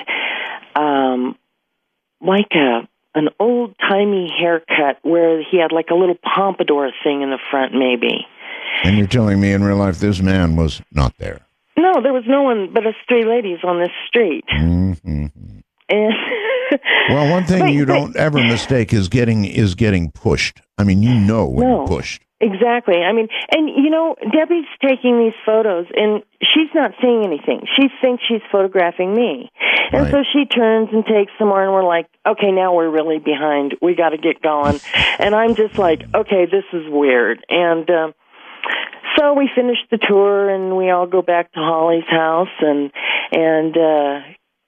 hit the sack, and we wake up in the morning, and we're all getting our coffee on, and you know, we're in our jammies in the kitchen, and we have the bar stools pulled up to the counter, and we're looking through our photographs, and I happen to pick up Debbie's camera, and like, what are all these lights in this photograph? And to myself, and I'm looking, I'm like, oh my goodness, this can't be. I mean, you don't even anticipate something like that in a photograph of yourself. And I said, oh my God, Debbie, look at this photograph. And she took the camera from me and just simply shrieked. Yeah. Absolutely. Listen, I'm with you all the way. You might expect lights, orbs. I don't know. Orbs have been said to be souls, and I don't know about that. Streaks of light, normal in photography, right? But one, getting shoved by something, not at all normal, and number two, a man appearing in a photograph where there was no man. Really, really strange. All right, we'll break here. This is Spooky Matter on Halloween night. I'm Art Bell. That's quite a laugh he's got, isn't it? All right, let's see. Who's been hanging? Colorado's been hanging. Hi, Darren. Hey, Art. How you doing? Roswell's. Thank you. When I was in college, I worked at one of the most haunted radio stations in America. It was many stations actually are haunted. Really? Well, I didn't know that when I took this job. I was an overnight DJ on a classic rock station. It was K-Sky Radio in Deadwood, South Dakota. And Deadwood. The address, believe it or not, dead serious, was 666 Main Street, Deadwood, South Dakota. So we think it was a portal for ghosts because of the strange address in Deadwood, South Dakota, 666 Main Street.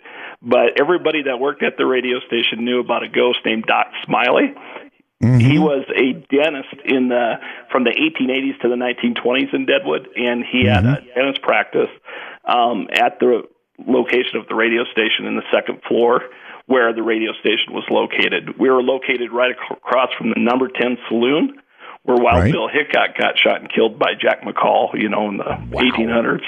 Sure. So there's a lot of history in that town. A lot of people met untimely deaths in Deadwood, South Dakota, and that's why I think there were a lot of ghosts in that town, too. And one of them used to hang out at the radio station and do crazy things especially overnights. Poor overnight guys. So you said they're overnight one night. You remember the old AP teletype machines that used to come over? Of course, One night we were there, and the dentist office was converted into a newsroom. And through a double-pane glass, we looked through the glass, and we saw a man standing there in Old West garb. And we thought that was pretty strange. We walked around the corner, and nobody was there. So he was gone. And then another time when we were working there, for whatever reason, whenever we played Led Zeppelin's Whole Lotta Love, things seemed to kind of kick up at that radio station. Crazy things would happen. Really? We would have clocks on the wall would turn upside down. The old carts, that we used to play that had the commercials on, we'd find them stacked weird or turned upside down. Just all kinds of weird things. Mm-hmm. Actually, we used to, for example, if you played a card and you didn't allow it to recue, you would automatically turn it upside down to remind yourself to cue it. You're right. Yeah, that's true. So you remember how we used to stack those? Well, they would be all, changed around if you walked out of the room and came back. So it was just crazy things like that used to happen when you worked overnights at that radio station. Through the corner of your eye, you'd see dark figures walking down the hall. Doorways would creak and slam by themselves. And one night I was working late during a blizzard, and about 3:30 in the morning, I heard a really loud demonic roar come from down the hallway. So I thought it was one of my friends playing a trick on me. So I went running down the hall to see if I could catch him. Went down the stairs, and it was a snowstorm. I looked out the door, and there were no tracks or anything, so I knew that nobody else was at the station other than me, so it kind of freaked me out the rest of the night. I'm sure. Well, there are so many stories. I don't know why radio stations are the target of hauntings, but they are. It's true. Now, I don't know why any radio station, particularly one in Deadwood, would allow itself to be marked as 666 in their address. Let's go to Skype. And Michael, hello. Good evening, Art. Good evening. My story is kind of an ongoing story. Okay, Michael, you're kind of you don't have good audio. Can you move a little bit or something? Yeah. Is that better? A little. Back away a little more. Okay, well, I bought the microphone. Is that better? Well, not really, so just go ahead and talk in the mic. Okay. I moved into this house 12 years ago, and every evening between 7 and 9, there's a thump at the door. Right. It's like someone hitting it, not knocking. And through the years, I go to the door and look out the peephole, and nothing's there. Mm-hmm. And so I just kind of blew it off as, it's my ghost. Well, one night I decided, okay, I'm going to go outside and sit out there and see if this is the kids or what. And I went outside and I stayed out till about 9:30, come back in the house and sit down. I get a thump again. Mm. And so I don't know what this is. It's been going on for 12 years. And I called you about 3 weeks ago and told you that my cat sees something flying around the room. Sure. And you told me that you don't want to know what it is because if it would get a hold of me, it would tear me up. That's haunted me ever since. You scared the hell out of me. Keep your eye on your cat, Michael. And thank you very much for the call. Yeah, sure. Cats see these things. There's absolutely no question about it. Anybody with a cat knows. Texas brings Mark. Hello, Mark. Hi, Mr. Bell. How are you this evening? I'm great. Thank you. Well, happy Halloween. Well, we've only got 25 minutes left here in Texas. That's enough. Well, my story is about my twin brother, my identical twin brother with whom I was extremely close. Back in 2003, December of 2003, he took his life. Oh, I'm sorry. And obviously it was crushing beyond words for me.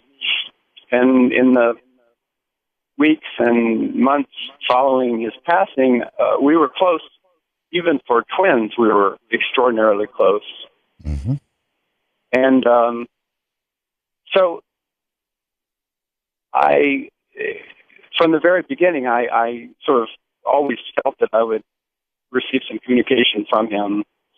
I didn't really have doubt. I had doubt as to how it would happen, and if it happened in a place that would make other people think I might be insane or something like that. But I really thought it would happen, eventually.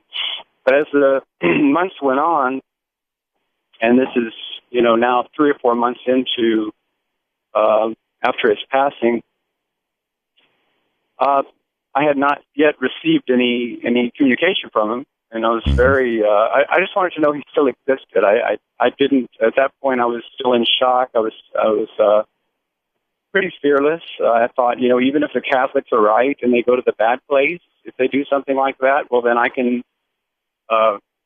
figure out a way to get him out of there somehow. I really just wanted to know he still existed. And so I got home one day from work, and this is, again, probably 4 or 5 months at the most after he passed. I was working a very manually intensive job, so I would come home sweaty and grimy. And of course, in Austin, Texas, it's by April it's already in the 90s at least. Sure. And so would come home, immediately take a shower, get the grime off, and I was in the shower, and all of a sudden a song came into my head, and it was, I didn't attach any significance to it at the time. It was a song from Paul's favorite band of all time called the Smiths. And so I exercised my God-given right as a person living by myself to sing in the shower, which I immediately started to do. And within 1 or 2 seconds of my starting to sing this song, which I did not think of, the song came to me and sort of asked to be sung in an odd way. I think. What happened? So I started singing it. Well, within, before I got probably the first full line of the song out, I instantly knew my brother was fortunately not in the shower with me. He was right outside the shower curtain. I knew exactly the elevation of where he was. I knew how far away from the shower curtain he was. Everything about him was there. And the feeling was so strong, I had absolutely no need to look beyond the shower curtain to see if there was any wispy smoke or, if there would be wind in my hair. I mean, should have asked him to hand you a towel. Yes, right. Well, okay, I understand that's very comforting for you, and I don't know how to interpret that, and whether I do interpret that as a ghost. I might interpret that as your own mind doing something that provided the comfort that you had been wanting. And I don't mean to diminish your story in any way, but as told, that's kind of how I would interpret it. On Skype comes Lisa. Hello, Lisa. Hi, I'm a first-time caller. Oh, where are you, Lisa? Where are you? I'm good. No. Not how are you. Where are you? Oh, I'm a truck driver, and I'm currently in North Carolina. Okay. So, my husband was in the Navy, and we were stationed in Guam, and he was out at sea, and my little girl was about 2 years old at the time. And we were sitting in the living room having McDonald's for lunch, and she looks over at the staircase, which is off to her left, and I'm off to her right, sitting on the couch. And she's looking at the staircase, and she turns around and she looks at me and she says, "Mom, can I give that man a French fry?" And I said, "Yeah, okay, sure." And she turns back around and looks toward the staircase again, and then she looks back at me and says, "Where'd he go, Mom?" And I said, "I don't know, baby. I never saw the man." That was just, that's it. That's okay, the story. well, that's a good one, I guess. There could have been a man there that you didn't see. Or yeah, like he was only about 2, so. Okay. Well, I appreciate the story. Thank you very much. Again, with that one, I'm not sure what to do with it. There could have been a man there, or there could have been a man there that only she saw. Kind of hard to say, huh? Let's go to New Hampshire and Mike. Hi, Mike. Hi, Art. How's Wells? Thank you. Good. Well, my story started about 23 years ago. My father had rented a house from his boss, split entry house, cathedral ceilings, beautiful place. The first night that we moved in, my first night there was actually quite bad. I started with a really bad dream of me coming out on the back porch. We had like a large deck, and I saw this old man there. And he was sitting at a table, and when he turned around, his eyes were hollowed out. They were gone. Bad. And yeah, and he had his teeth were rotten. And just recalling it actually it makes me nervous. Apparently, the eyes go before the teeth. Yeah, and but not only that though, he looked quite old. But I woke up from it. But when I woke up from it, I was wide awake, and there were these big balls of light that were zigzagging through my room, and I was terrified of it. Oh. They were like giant. I mean, people talk about like spirit orbs. I mean, this was back in the early '90s, before there were any ghost shows or anything. But Right. they were giant. There were these giant orbs that were like with long tails zigzagging around my room. But that was just the first night, and a lot of things happened. In the beginning, I didn't tell anyone because it was my parents and my brother. I was 16 years old, and it got to the point where I'd get up to go to the bathroom in the middle of the night. Now, I would have told everybody. Yeah. And you're not telling anybody about this? Well, I was 16 years old. I was scared, and I didn't know what my parents would think. We weren't very religious. My father was an atheist, and my father, he served in Vietnam. He was hard as nails, still is today, and he just didn't believe in that stuff. And but I get up out of there. They used the bathroom now on the main floor. I mean, this place was huge, big living room, a den, and then my brother's room was next to mine, and adjacent to ours was my parents' room. And I'd be so afraid to get up to use the bathroom because there'd be a giant mist going down the hallway. I mean, you walk into the hallway and it was freezing cold. Really? And I would run down. The hallway was long. Well, this place wasn't a mansion, but it was big. And I would run into the bathroom. And while I was using the bathroom, I could hear whispering and footsteps all through the house. and I'm just summarizing it because it's a long story, and I'm still being terrorized by a lot of it today, and so is my family. But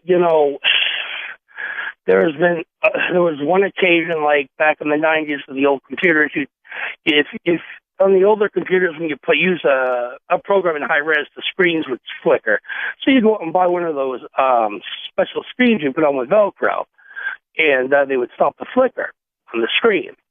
Back in the old days, it was PCs and Commodore Amigas and whatnot. Sure, yeah, I remember. Yeah. But I used to love to write, and I still do. And as I was using my computer, I looked up, and there was this twisted face staring over my shoulder. And, of course, this was like at 11 o'clock at night. It was just, I could see the eyes even now. They were red, but they weren't like glowing red. They were pupils, but they were reptile-like. And I jumped out of my chair. Most people, I would say move, but in your case, I don't think it would do a darn bit of good. Whatever it is with you. I eventually told my parents, and they thought I was losing my mind. And, they're like, are you sure, Mike, you're not just feeling these things up? I said, no. Well, I finally built up enough nerve to talk to my brother, whose name is Jim. Come to find out, he was experiencing the same thing. Seeing the faces and the screens and seeing figures in the house. We have a furnished basement downstairs, and that's where the laundry room was. And I'd go downstairs and do laundry, and as I go to walk back upstairs, I hear someone whisper my name. And, of course, I start running up the stairs. Right, I start running up the stairs. When I turn around, I see this white figure with bulging eyes. I can't describe what it looks like. It wasn't so much later that I've seen like these UFO documentaries. Listen, Guy, you're haunted. I mean, you are just thoroughly, completely followed and haunted. That's all there is to it. You don't bother moving. Obviously, that thing will come with you. Good heavens to Betsy. We'll be right back on Spooky Matter. There are people like that. No matter what they do, they're haunted. The wormhole yields the following. John says, I think your show is overwhelming XM internet tonight. Been trying to maintain a connection for the last 2.5 hours. Can't stay connected for over 15 minutes and trouble getting their webpage to load back on. Horrible. Sorry, John. Yes, we're aware of the troubles and we're monitoring them. And I'll have something to say about all that tonight. But yes, it's rough. We know. All right, let's... let me see here. How about Washington and Craig? Hello, Craig. I'm here. Okay. Then it's your turn. Yes, it is, Mr. Bell. I'm fine. All right. What I was going to tell you was I left the bowl out, trick or treat, take as many Roswells as you would like. Thank you. It's still there. Yes. Right. Well, yeah.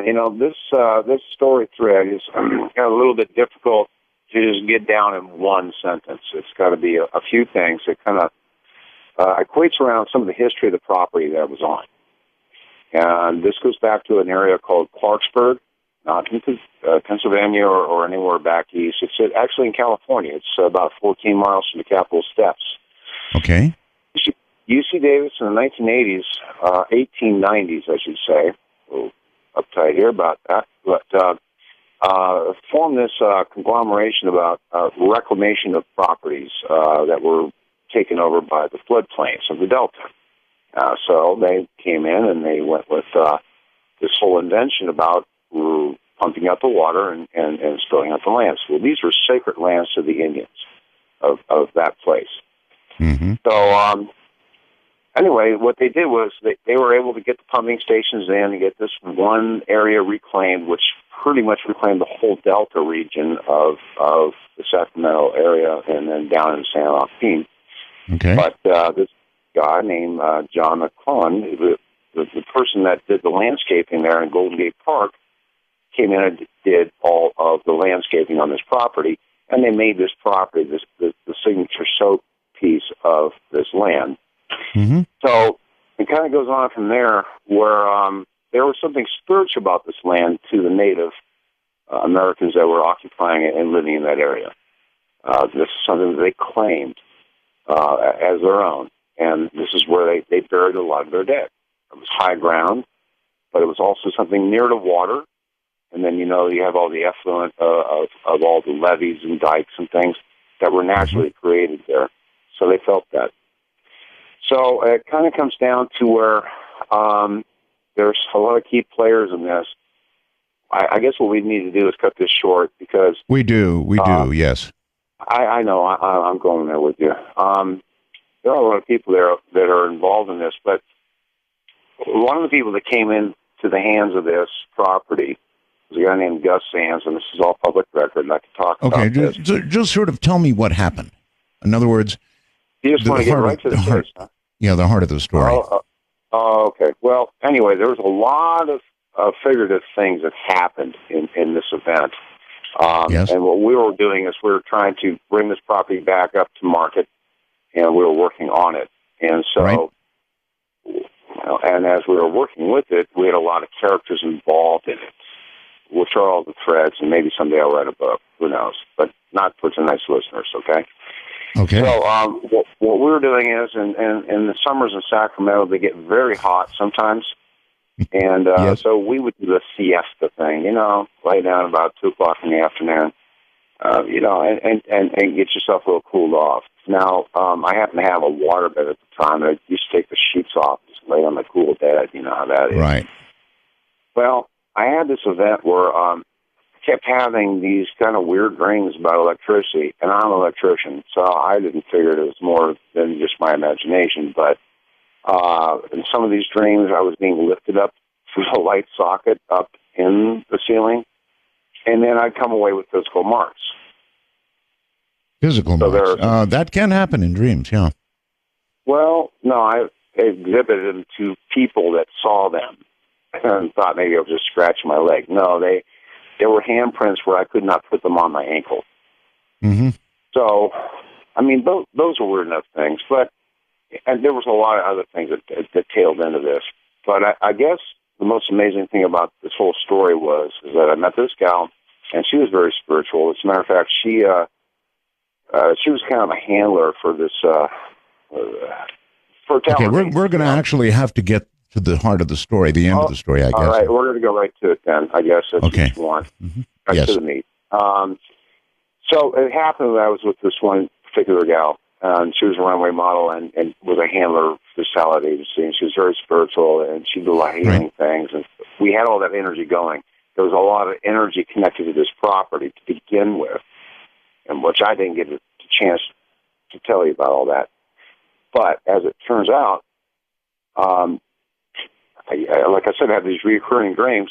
The one night, we were resting, and then I fell asleep, and then in my dream, I was going in and out of from the bedroom to the kitchen, and the kitchen was a brightly lit, really beautifully, kind of like green, and then a checkerboard foundation on the bottom, and the lights were dimming up and down. And the gal was following behind me in my dream, but it was all well lit. It was all just like you would see it in your waking state. Okay, so, and then I kind of looked behind me. I told her, I says, "Wake me up, the spooks are here," because I used to refer to these guys as spooks. They used to haunt the property. So somehow I was like back in bed, and she was holding me down on the bed because she said I kept coming off the bed, levitating. And those were her words, levitating. Okay. Like I said, going towards the fixture in the ceiling above my bed. Well, you apparently liked electricity. I guess I was an electrician. I guess I would. Okay. Well, thank you, Craig, but we just sort of didn't get there. The levitating part was definitely interesting, but boy, that was a long trip. Let's go to Texas and Bill. Hello, Bill. All right. What a pleasure. First off, I got to tell you, Mega Roswell's, and it is so good to hear your voice. I've loved you for years, and you're so much better than anybody else out there. Okay. I'm a doctor. I am 67 years old, and back when I was in medical school, I was an exchange student, and I went to the University of London, Middlesex Hospital. And their hospitals and their doctors and their nurses were really great, but they were a lot less. They used a lot less technology than we did. The nurses were called sisters. Mm-hmm. And in working with the patients, I had a patient ask me about a very kind, nice lady that offered her tea, and who was that person? Well, I didn't know who that was, and I asked around in the hospital, and this is something that all the hospital staff knew, but none of the patients knew, and they didn't want anybody to talk about it at all. And the story of a ghost named the Gray Lady. Mm-hmm. It turns out that patients that ended up dying right before they would die would see this apparition that they thought was a nurse, but she was dressed. She was dressed as the old nurses back then did, before the current ones. And I'm talking about the 70s, so even before that. And she would offer them tea, and they would be dead within 24 hours. Wow. And they told the story. Yes. There was a story kind of like this that was actually in the mainstream press not long ago about a cat that would go and curl up next to somebody. I think it was in a nursing home. And every time this cat went to somebody, they would, within, as you point out, 24 hours or so, die. Right. Well, I didn't read about that, but that's the kind of thing that was going on there. But they had their own theory about it. And then one time they told the story, the staff there, about an apparently well patient that said, who was that really nice lady that wanted an offer, wanted tea? And this was a lady that was doing well and what? Oh, no. Yes. I see it coming. I hear it coming. Right. And she was dead within 24 hours of a pulmonary embolus, the blood clot to her lungs. And nobody thought she was going to die. So it wasn't like somebody was just going to the people that we expected to die. I hear you. And the theory they had about it was that this was a nurse who was taking care of people in the old days in that hospital, Middlesex Hospital. Mm-hmm. And a patient had asked her for some tea, and she forgot about it. She forgot to bring it. And the patient died. And so their theory was after she died, this was their way of making amends to try to comfort the patients that were about to die. And they believed it totally. They were totally convinced of it, and they wouldn't let anybody tell it to anybody outside the circle of people that worked there. Because as a doctor, how did you feel about this? You know, I have seen so many things that you wouldn't think was possible. People live that you wouldn't think should have lived. Mm-hmm. I'm on board with it. I really am. I mean, I think there's more things out there than people know about. Obviously so. Thank you very much. That's very interesting from a doctor. It would be interesting, wouldn't it, to hear from other physicians that I know have heard many and have seen many, many things that should not be possible and yet are. Still, as a doctor, as a scientist, actually, and you can refer to a doctor, I think, as a scientist of sorts, right? Very well schooled. It's almost ingrained in them to, well, chuckle at this sort of thing, and yet they meet up with it. And as they do again and again and again, I wonder how it affects them. All very, very interesting. All right, let me look at the times. Obviously, Marty in California has been waiting a long time. Hi, Marty. Hi, Art. How are you? Fine. I just wanted to tell you about something that happened to our family. I adopted my 3 little grandchildren, and the 10-year-old granddaughter of mine, she went over to a friend's house to spend the night, and she'd been over there a couple of times before, and it had taken her a while to go back, and I just thought maybe it was just her and the little girl maybe, had gotten into words or something. Kids do that. Anyway, she went over, and she called me the next morning, and this is a child that doesn't get excited over anything. She was, Grandma, you have to come and get me right now. And I said, what's wrong with you? And she said, you just have to come and get me. Right now, Grandma, you can't, you just stop doing anything you're doing and you come and get me. So I got in the car and I went over there. I knew it wasn't just a child thing. So I picked her up and she ran and got in the car and I left and I come home and I told her, I said, Sissy, what happened to you? And she said, nothing, Grandma. And I said, did someone hurt you or did someone scream at you? Did someone touch you? No, Grandma, I'm okay. I'm okay. And so I just let her go because I thought maybe it was just nothing. And that evening, it was about time to go to bed, she came in and she said, Grandma, I need to talk to you alone. So we went in my bedroom and she just broke down and started crying hard and shaking. And I said, what is wrong with you? And she said, Grandma, there's 2 black figures in that house over there. And she said, they're real bad. And I said, what are you talking about? She said, last night when I was asleep, she said, something was breathing in my ear. And then she said, well, and it started pulling me across the carpet and had me by my ankle. And she said, I went to the shower and the next morning, and she said that it was something was on the other side of the shower curtain. And she got so scared that she ran out without even drying off. And she said, Grandma, it's playing with that lady's babies. She has a little baby. So I had to make her a bed next to my bed because she just was hysterical.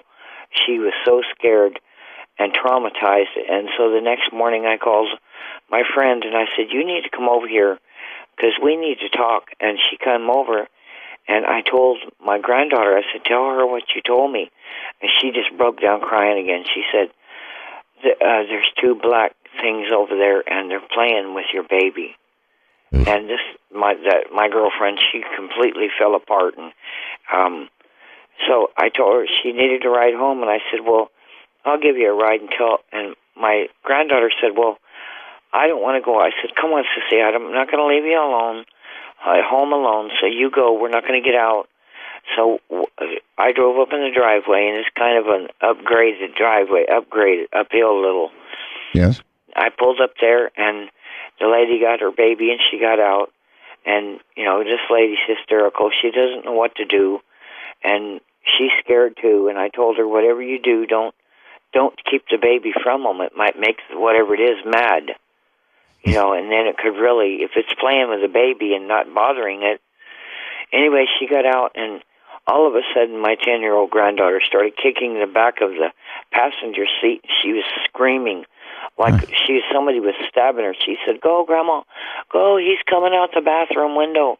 It was a 2-story, and I said, "Oh my God!" And she said, she just was screaming hysterical, "Grandma, go, go, go!" So I flew out of there. And you saw nothing? No, I didn't see anything. I was having some kind of cardiac arrest when she was doing this because it scared me so bad. Yeah. And seeing her hysterical, so I flew out of the driveway, almost tore up my car, got her home.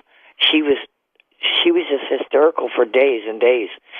Slept next to my bed. I had to get a see-through shower curtain because she was worried about something being on the other side. I mean, it took a couple of months before she was asleep in her own room. And right. I would suppose that this kind of thing would put you into a state of shock. So that, yes, you wouldn't want to be in the shower, and if you were, you'd want to be able to see out. And playing with babies? No, I think not. Perhaps it would be interpreted by somebody as play, but it only takes once, right? Let's go to Jeff in California. Hi, Jeff. Hello, Art. How are you? Quite well, thank you. Great, great. I'm a little nervous, so you'll have to bear with me a little bit. I'll try my best here. Best thing to do is take a deep breath and just relax. Yeah, we're not all used to being on the radio like you are. I have a ghost story that happened to me. It was back in June of 1985. A friend of mine that I grew up with had the same birthday, and I hadn't seen him for a few years. And we always tried to get together on a birthday because we had the exact same birthday. And at that time, he ended up in a little town. It's called Lake Elsinore. And I drove out there. We got together, and we went to... I asked him, if there were any old abandoned houses or anything like that to visit, because that's what we did a lot of when we were growing up. And he told me there was this great one nearby, and we went by it. It was this gigantic structure, and it was left over from like the 1920s. All kids love abandoned houses. I spent some time in a few. Oh, yeah, it was always fun to explore when we were kids, So it was just kind of doing a little catching up and all of that. But when I saw this place, I was just extremely intimidated. It was just massive, And he's like, "We're going to go in there tonight after dinner." And I'm like, "You got to be kidding me, It's just huge." So we went and ate. And driving towards the place, we ran into a friend of his, walking down the street, told him about it. Went to his place, got a crappy... I guess we just lost that. This place. Oh, you are there. Yeah, I'm sorry. Did we cut off or? Yeah, for a second. Oh, I'm sorry. I don't know what that was. Anyway, go ahead. So we went through this place, and it was extremely huge. It just took hours and hours to go through every bit of this place, room after room, on and on and on. Went through there. Went out the back and trying to explain this because we went up an outside staircase and we're sitting next to a room up there, just at the top of the stairs. And suddenly I heard footsteps down below. And I was extremely, we were all very nervous. It's like, oh my gosh, who's in there? And no one said a word, and we're just sitting there, and the footsteps got closer and closer and closer and closer until they were upstairs on the level we were at, and these footsteps came right up. I had my back to a door that was just pitch black in this room. And I mean, whatever it was walking just right up within arm's length of me. And it was just, had no idea who was there, and we just jumped up and we bolted out of this place as fast as we possibly could, and I was just really, I was just really shook up about that, like, who the heck was that? Well, I went back the next day, drove out there. Now, again. why would you go back after that? Well, because I just went out to visit. It was broad daylight. Mm-hmm. All right, so you went back. Yeah, and the thing that just, really got me was that seeing in the daylight, these footsteps that I heard, and they were as plain as can be, they were in the room below us and they came upstairs. And it's just, to make it quick, whatever was making those footsteps, and they were as clear as my voice is, this person, or whatever it was, went through the ceiling and went through walls, came, it was just, there was no way to go from the lower level where the footsteps started, except to come outside into this back courtyard and come up the flight of stairs at the top of which we were sitting at. Well, So, ghosts can do that. I mean, they can go through yeah, no material kidding. things. I mean, but I just couldn't figure that out. Well, I stayed there the whole day. I mean, we were hanging out, and we went back to that night. I had brought a really big flashlight with me. We went through the whole place again. Nothing happened. We went out the back again, and we went out into the courtyard. We went up the same flight of stairs, back to the very same room. Went inside. It's like peering through there. There's a little bathroom. It's all broken up. I mean, this place is abandoned. It's been that way for quite some time. And then, as we were peering into this bathroom with a flashlight, all of a sudden there was this loud boom noise. But it was so strange because it was like just a second before that noise, we both just sort of simultaneously jumped back a step together. And then this noise, and then these bats come flying out of this bathroom, It's like they're all, brushing through the hair and across the face and everything. But I heard these two very distinct grunting noises, very low, guttural grunt. And it was like, bats don't make that kind of noise. And in my head, now I'm not telling you, so I heard a voice say, "Get out." I did not. But in my head, those words translated to that, if that makes to get sense. out. Yeah, well, it makes sense, and you should have gotten immediately out. That's certainly what I would have done. California, and David. Art, how are you? Well, very well, thank you. Fantastic. It's a pleasure to talk to you, especially on Halloween. Yes, sir.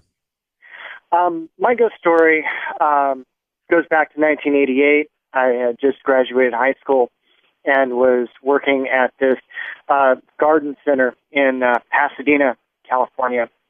And it was a great place. It was, a lot of the structures on the property were back from the early 1900s.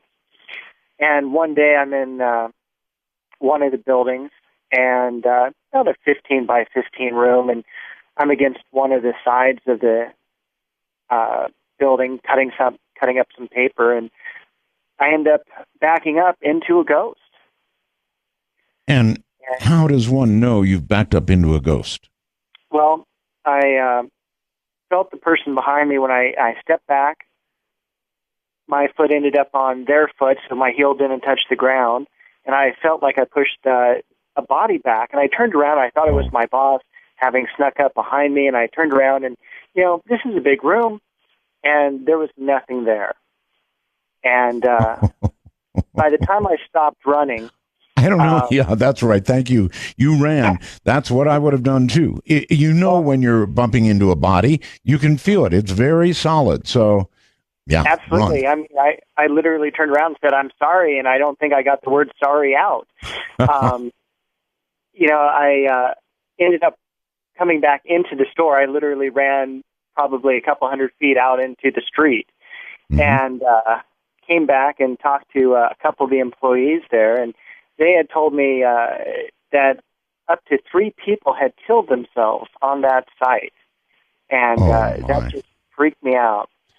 But, I would say you definitely had an encounter with, I'm not going to say disembodied spirit, because it sounds like that spirit had a body. Let's go to Arizona and Barbara. Hello, Barbara. Hi, Art. Hi. I'm just very thankful for your call. Very, very lucky for me to talk to you. Anyway, this happened several years ago. I was in my house here in Phoenix, Arizona, and my husband and I were. It was close to Halloween, and we were watching TV, and it was actually close to midnight. I think it might have been October 5th or something, but I'm not sure. But we were watching a show called Most Haunted. It was an English show with a girl named Yvette, and they were supposedly doing a live show in London, ghost hunting.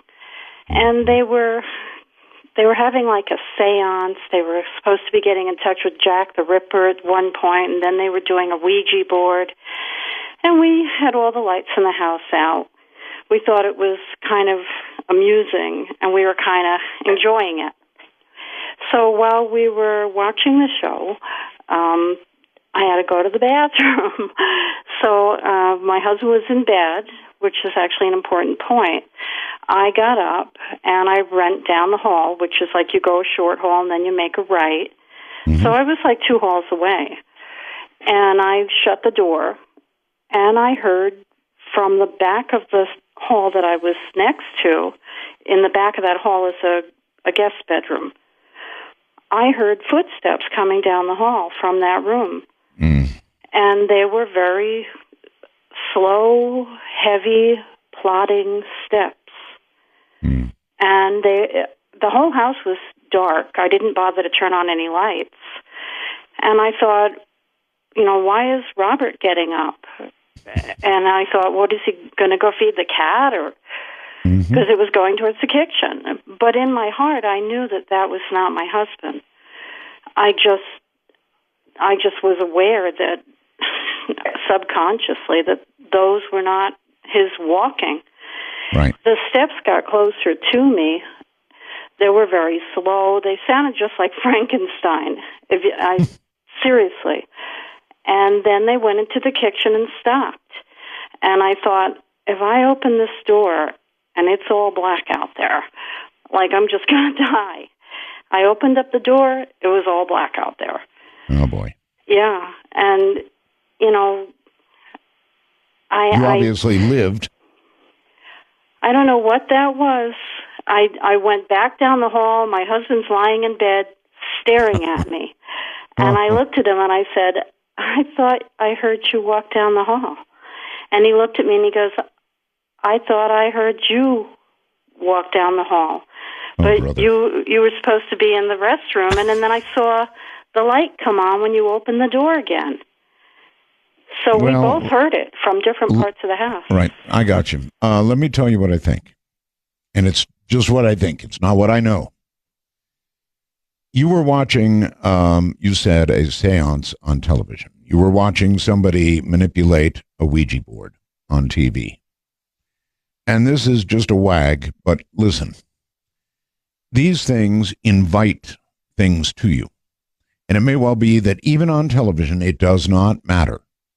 If you're watching this kind of material, or I might add, listening to a program like the one you're listening to right now, that discussion of these things invites things to you that you might not want. Just a word of warning. But even through the TV, Ouija boards, seances, no. Not good. Maybe okay tonight, but otherwise not good. All right. Where to go here? To Indiana and Phil. Hi, Phil. Hi, Art. It's great to hear you on frequencies other than 80 meters. Well, thank you. And I want to give a shout out to the Bell Gab people who I'm very loosely affiliated with them, thank God. My story is about a friend of mine from the 80s, went back when I lived in Illinois, and we more or less lost touch with one another, as people do when they get older. And right. I moved to this really painfully small town called Allerton, which was literally out in the middle of nowhere, and it's a fairly short story. I was laying in bed, sleeping, minding my own business, and out of dead sleep, and I don't like to get up in the mornings, so this had to be something for me. Somebody's tugging on my foot, and I thought, oh, what's this? And it was my friend David saying goodbye. And when this happened. I just kind of wrote it off as, pizza from the night before, but I was curious. So I, got up and got ready to go to work, turned on the radio, and there's the news story that my friend David had died in a car accident about 3 miles south of where I was. Good Lord. Yeah, and it hit me pretty hard. And he had been tugging on your foot, waking you up to say goodbye. That's right. And we were pretty, very close, and I hate to bandy the word spiritual sense out there, but we weren't typical, knothead high school kids. Yeah. So it actually figured that he would do that, if you know what I mean. It does. That's one hell of a story, buddy.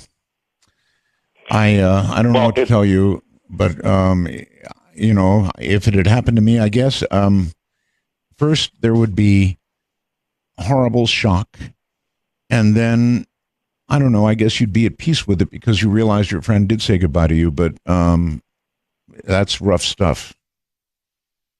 That really is rough stuff. I wonder how many get the opportunity, to say goodbye to anybody. Fascinating. Absolutely fascinating. To North Carolina and Ron. Hi, Ron. Hello, Art. Roswell to you. And I wanted to just give you a brief start on what happened to me. I have a best friend, and we've known each other for 30 years, and we fish a lot, and it's night fishing. And, of course, as both we were school teachers, so that meant not much day fishing, so we do a lot of night fishing, especially in the summertime.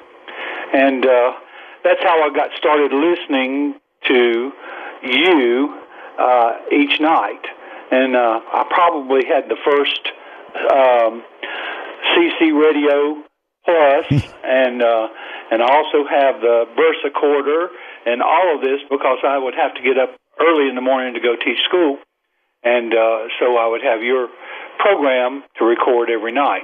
I see. Well, and so Wallace, who is my best friend, and I would go out fishing night on the weekends, and we were having to go through at that time, I think WBT in Charlotte was one of your stations. Right. Back then, and we would just get out there, and of course we would hear most of it. The boat would turn some way, and then a way that we would lose a little bit of the signal, and so it was just because it was coming in. Charlotte was coming in on Skip, and you know how Skip goes in and out. I do. Comes and goes. Sure you do. I'm a KA4 FUG for 25 years, so we know about Skip. Well, so we were fishing, and it was late at night, and I was listening to you, and he was listening to you as we fished, and you had just gotten through the section where you would give the world news and talk maybe the first 15 minutes on the world news, and that's right, and yes.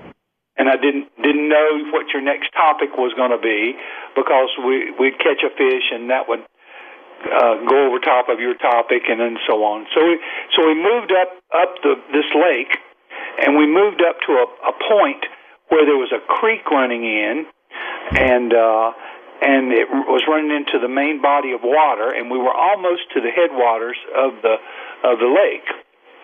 And as we sat on this point, and normally that's a great place to catch fish because you've got the creek coming in with fresher water, cooler water, and running into the main body of the water.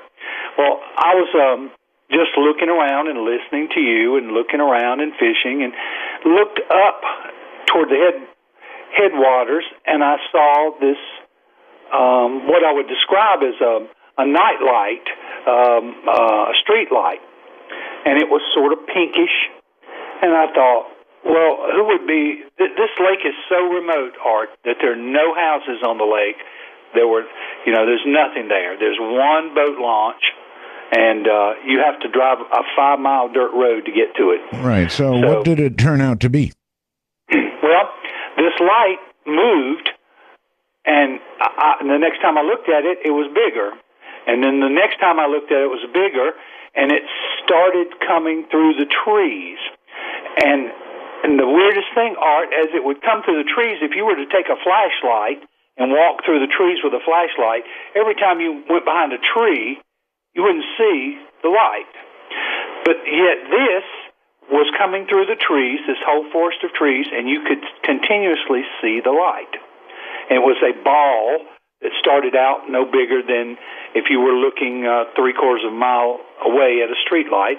And it got to be, as it approached us, as large as a good-sized pumpkin. And by this time, we were getting scared. I'll be honest with you.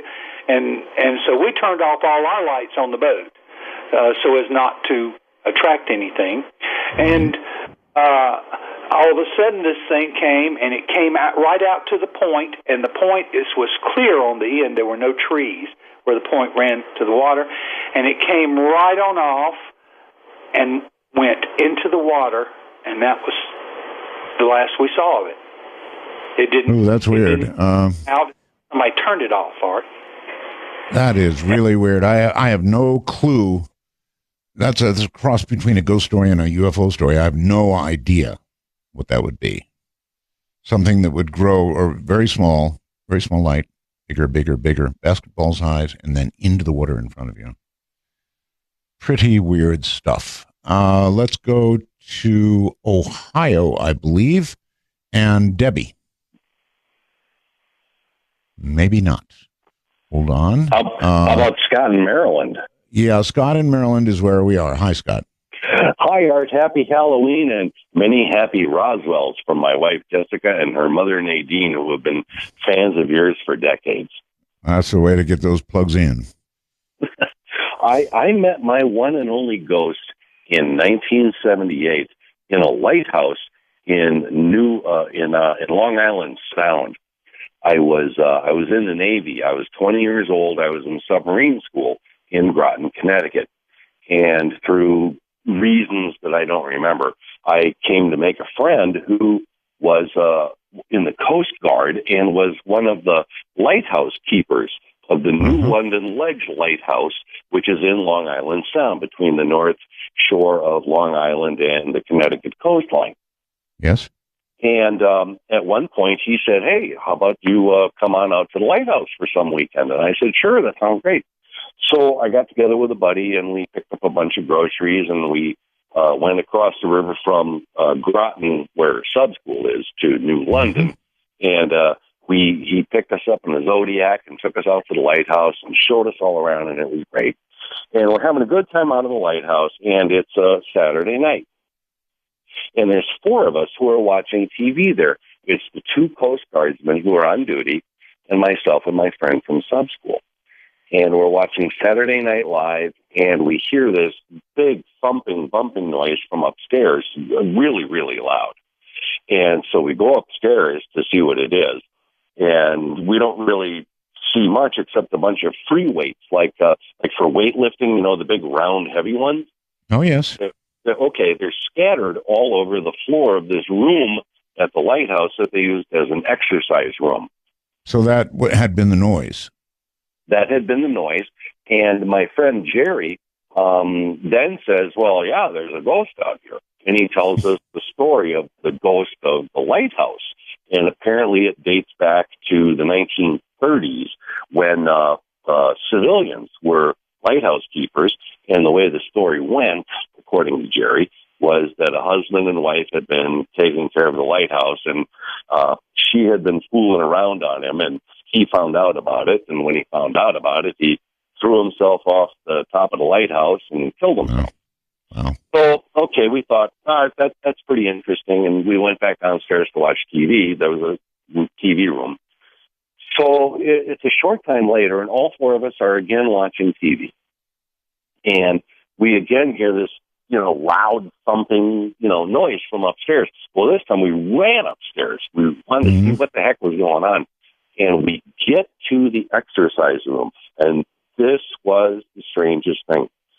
All of the free weights that had been scattered around the floor were stacked up in the middle of the room with the biggest ones on the bottom, and then going all the way up to the smallest ones on the top, and they were stacked up there in the neatest stack you could imagine for free. And so, from the time you heard the noise, you ran up. It could not possibly have happened that quickly.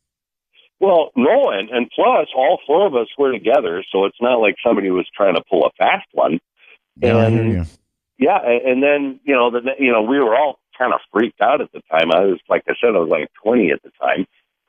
And then the next day, my friend Jerry took us down to the basement of the lighthouse, and he dragged out all these old logs, all the log books from the lighthouse, from when the Coast Guard kept it and from when civilians kept it. And if you go through page after page, and over the years, there were many, many entries of people writing down entries where ghostly things had happened, and some of them were just like standard ghostly stuff, like, doors slamming and creaking noises and stuff. But the really cool ones were like entire floors would be painted, or brass would be polished, or stuff like that. And it was almost like this guy, this dead lighthouse keeper who threw himself off the top of the lighthouse, was haunting it and was trying to keep the place up to, kind of like, keep up his old duties. So that sounds like that's exactly right. And that is what occurred. And obviously it was haunted. There are haunted places, right? And isn't it interesting that he had books, logs of prior hauntings? That would be eerie, wouldn't it? Really eerie to sit down after that had happened to you and begin reading of the years of hauntings. Wild stuff. All right. Kansas brings Joe. Hi. Hold on. Hello. Going once. Can you hear me? I hear you. Hi. Hi. Hi there. Hi there. Wow. I went a little while. It's pretty cool to hear from you, Art Bell. Oh, it's cool to hear from you, sir. Do you have a story? Oh, I have a pretty good story. It's two stories in one, I would say. Basically, back in 2001, my father passed away. He was a big fan of yours, actually. I'm sorry. He's on two levels for you, and since he was a fan, for me. Yes. We trust me, you're probably gaining fans at this point. He passed away. I was probably 19 years old at the time. It was in March. I come home from 2 years of playing college football, and at Christmas break, semester change, I switched colleges and came out to a local college.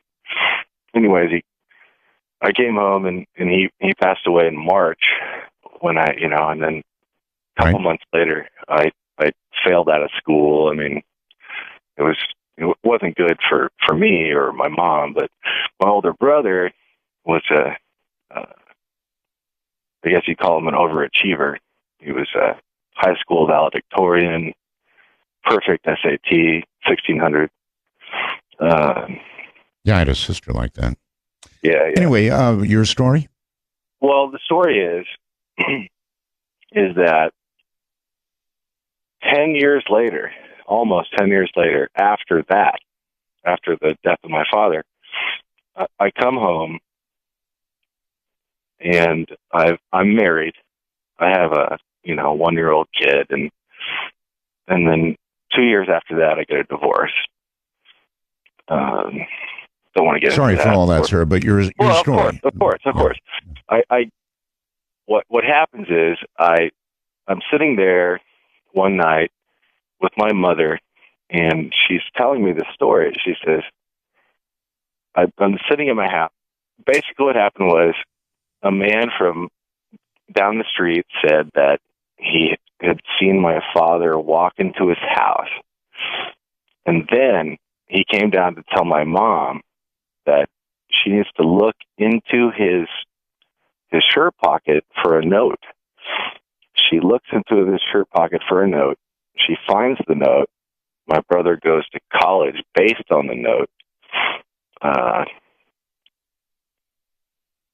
It takes more than... He's gone.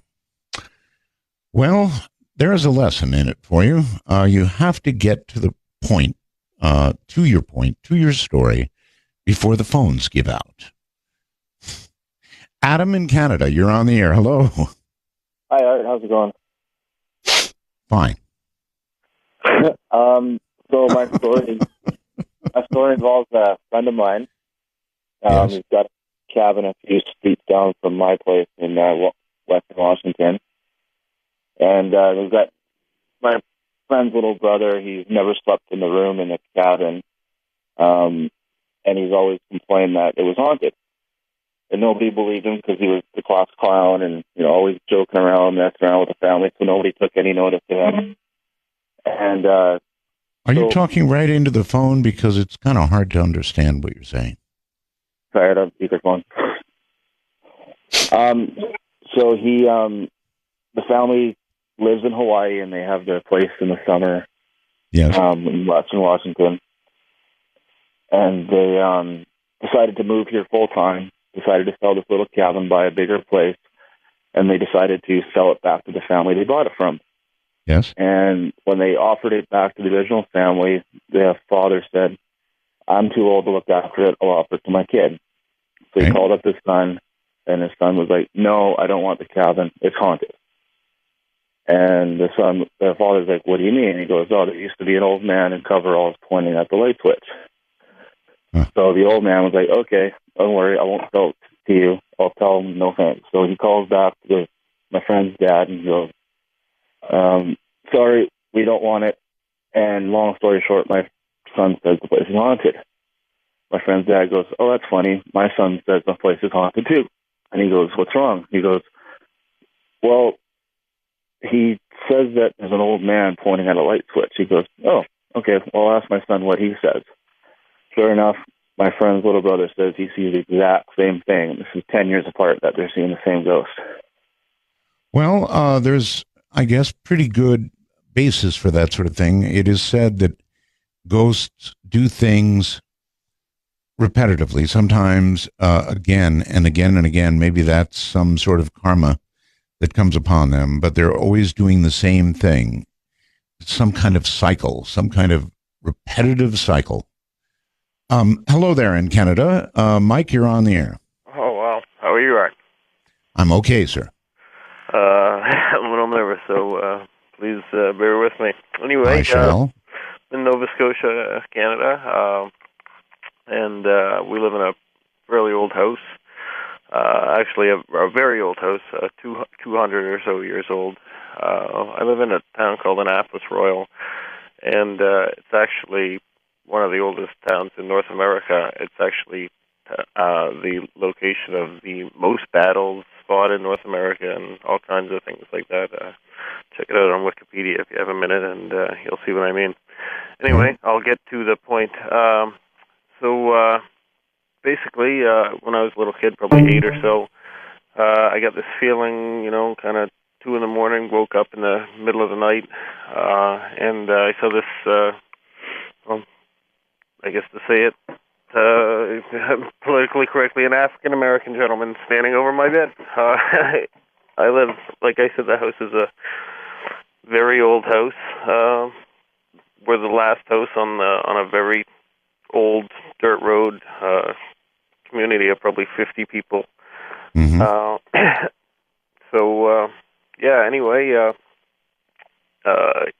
like I said, I saw this apparition, ran into my parents' room. They kind of just dismissed it as, a bad dream, and I went to send me back to bed. And anyway, years later, I had kind of, asked around about it, of course, told this story, over the years, and knew some older people in the community. And anyway, I got to talking to them, and they told me a story about how the people who built my house were actually African American, and they moved here to Canada after the expulsion of the Acadians, if you know your history. Anyway, so basically, we're at the last house on this road, like I said, far away from the actual community of Annapolis Royal. So they gave all the black settlers the furthest land from town, of course, like, because they were black, basically, it was... Different time. Yeah, exactly. So basically, how the story went that I heard was that just because of the fact that they were black and, they were doing all right for themselves, some of the white settlers came and hung them, basically, and the house was abandoned for years and people fixed it up over time. And my parents are actually expats. They came up here in the late 70s and, rebuilt this house and, it's a work in progress kind of thing, but hobby farm kind of idea. Anyway, like I said, we've gotten more verification over the years. We got some information from the deed office that verified their name. Names were actually Ike. Okay, well, I don't need the name, but it is No, I mean, it was just a very interesting story. But like I said, I've seen this, saw this apparition, and... Okay, we've got to run, sir. We're way out of time. But you did see an apparition. No question about that. This is Spooky Matter on Halloween. All right. We're way out of time. My favorite story of the night, I've got to say, was the one that never ended and never got to the point. That's something I'll remember that forever. All right. As many of you may know, because you've been helping us with it, SiriusXM, which is really a great satellite company, mainly delivering, of course, to vehicles, cars and trucks and so forth, has been having quite a bit of trouble with their streaming partners. In fact, to the degree that it makes listening difficult. Many thousands of my listeners came on board when we began, but they have fallen off because of that reason, a very difficult reason, the 1001 error and many others. It's kind of a systemic problem. We do have a monstrous vehicle audience, of course. However, for a caller-driven show like this one, speaking only to people on cell phones in moving vehicles is, somewhat difficult. The show also is being pirated. Oh, you have no idea. We are all over the net right now. From YouTube, you'll see my show the next day, to a server in England, for example, that's streaming the show live. All of this going on, all this pirating. And because of all this, I have asked SiriusXM to alter their normal method of doing business and allow free streaming for everybody. Can I say that again? Free streaming for everybody from artbell.com. The live show only, of course. All value-added stuff, like on-demand, old shows and so forth would remain with SiriusXM. Now, they say they may have an answer for this by Monday. That's the announcement that I wanted to make, and that's the current situation. And for those that have helped with the streaming problem, I want to thank you because, we've asked for people to identify the streaming error and then what kind of system you have, what kind of computer and all the rest of it. So we pretty well nailed down the fact that it is a continuing problem. And this would be a wonderful solution. Let me repeat that what we're hoping for is free streaming for everybody. It's a pretty out there hope. But, in fact, we may do it. So there you have it. I guess I better get to my young lady here. This is Crystal, of course, and she's the one who always leads us out. So lead us out, she will. Again, thank you all very much. Thank you for Spooky Matter, all the spooky stories, even the one that never came to the point, and I'm sure, given the opportunity, never would have ended. Good night, all. Nothing was there. It was just a sapling, and she had a cold sweat, and she was just sitting there, and the car was idling, and all the lights turned on at once. And well, you sir have a wife with cojones. Let me tell you. She's I the would not bravest have. woman I know. Yeah, that's right. I would not have gone back. There's no way I would have gone back. So It was. she It must gave be me a tough goosebumps one. the first time. She is a tough cookie. I'm not afraid to go out in public. She's got my back. All right, my friend. Thank you for the story. No, thank you. I sort of, I guess, insert myself into the stories as I hear them, and it's kind of like, what would I do? It would be bad enough. You see the shadow being behind the tree. You see the head pop up, and the head follows you, and then the lights start going out. Would I go back? No. I'm being honest with you. No, I would not go back. So, big cojones. Down to Texas and Chris. Hey, Chris. Roswell's Mr. Bell. Thank you, sir. I'm glad to finally get in to talk to you. Since the first time I heard you, you're talking to Mel Waters. Mel's Hole. Yes, I've been a fan ever since. The story goes that Mel sold his hole to the... Selling his hole. He sold his hole to the government and moved to Australia, where he's living presumably happily ever after, but I'd sure love to talk to Mel. Anyway, proceed. Yes, sir. 25 years ago, I was a brand new Border Patrol agent. We had more trainees than journeymen, so they would stick two trainees together and say, go do your job. And usual shift, there might be 4 people working. So we had 2 guys upriver, myself and my partner downriver. Very little experience between the 2 of us. What would you see? I hate this, but I have to know some things. Yes, sir.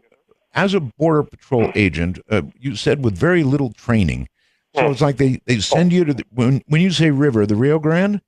Yes, sir. Not so they much send you down to the training, Rio Grande and they say, watch. It was very little experience, not training. I may have misspoke there.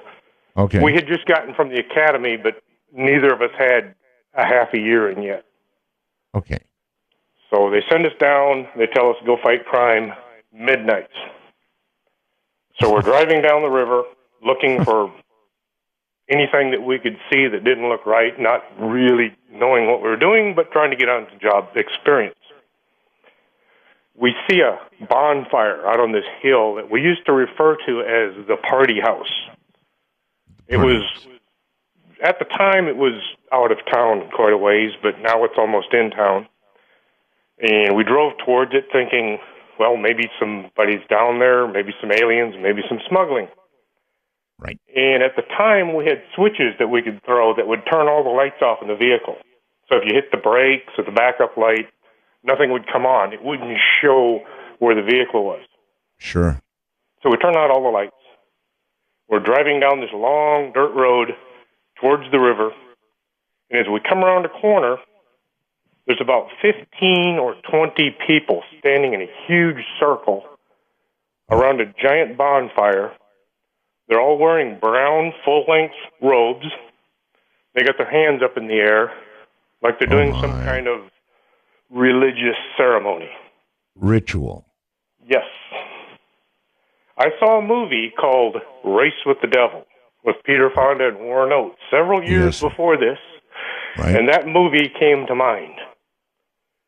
I looked at these people just in time to see 2 of them turn towards us and start running at us in a, not an aggressive manner, but like we didn't have any business in their little ritual. Oh, I'm sure you didn't. It was on, this is on the U.S. side of the border, of course, right? Yes, sir. Yes, about 2 o'clock in the morning. Gotcha. And 2 of them start running toward you. And you were, I'm sure, 2 armed. Oh, yes. Yeah, okay. But they were armed in Race with the Devil, too. Oh. Well, so what do you 2 armed guys do? I looked at my partner, he looked at me, I threw it in reverse, and I hit the gas. I said, I don't see any immigration violation happening here. I went backwards with no lights. I made a 90-degree turn, and I didn't slow down until I hit the highway. I'm with you all the way. Once we get to the highway, Yes. We're trying to decide what to do because our nearest backup is a good 20, 30 minutes away. Right. There's one sheriff's deputy, and he's way the heck out of town. Right. Who would you report this to? They didn't cover this at the academy. No. Local law enforcement? I don't know.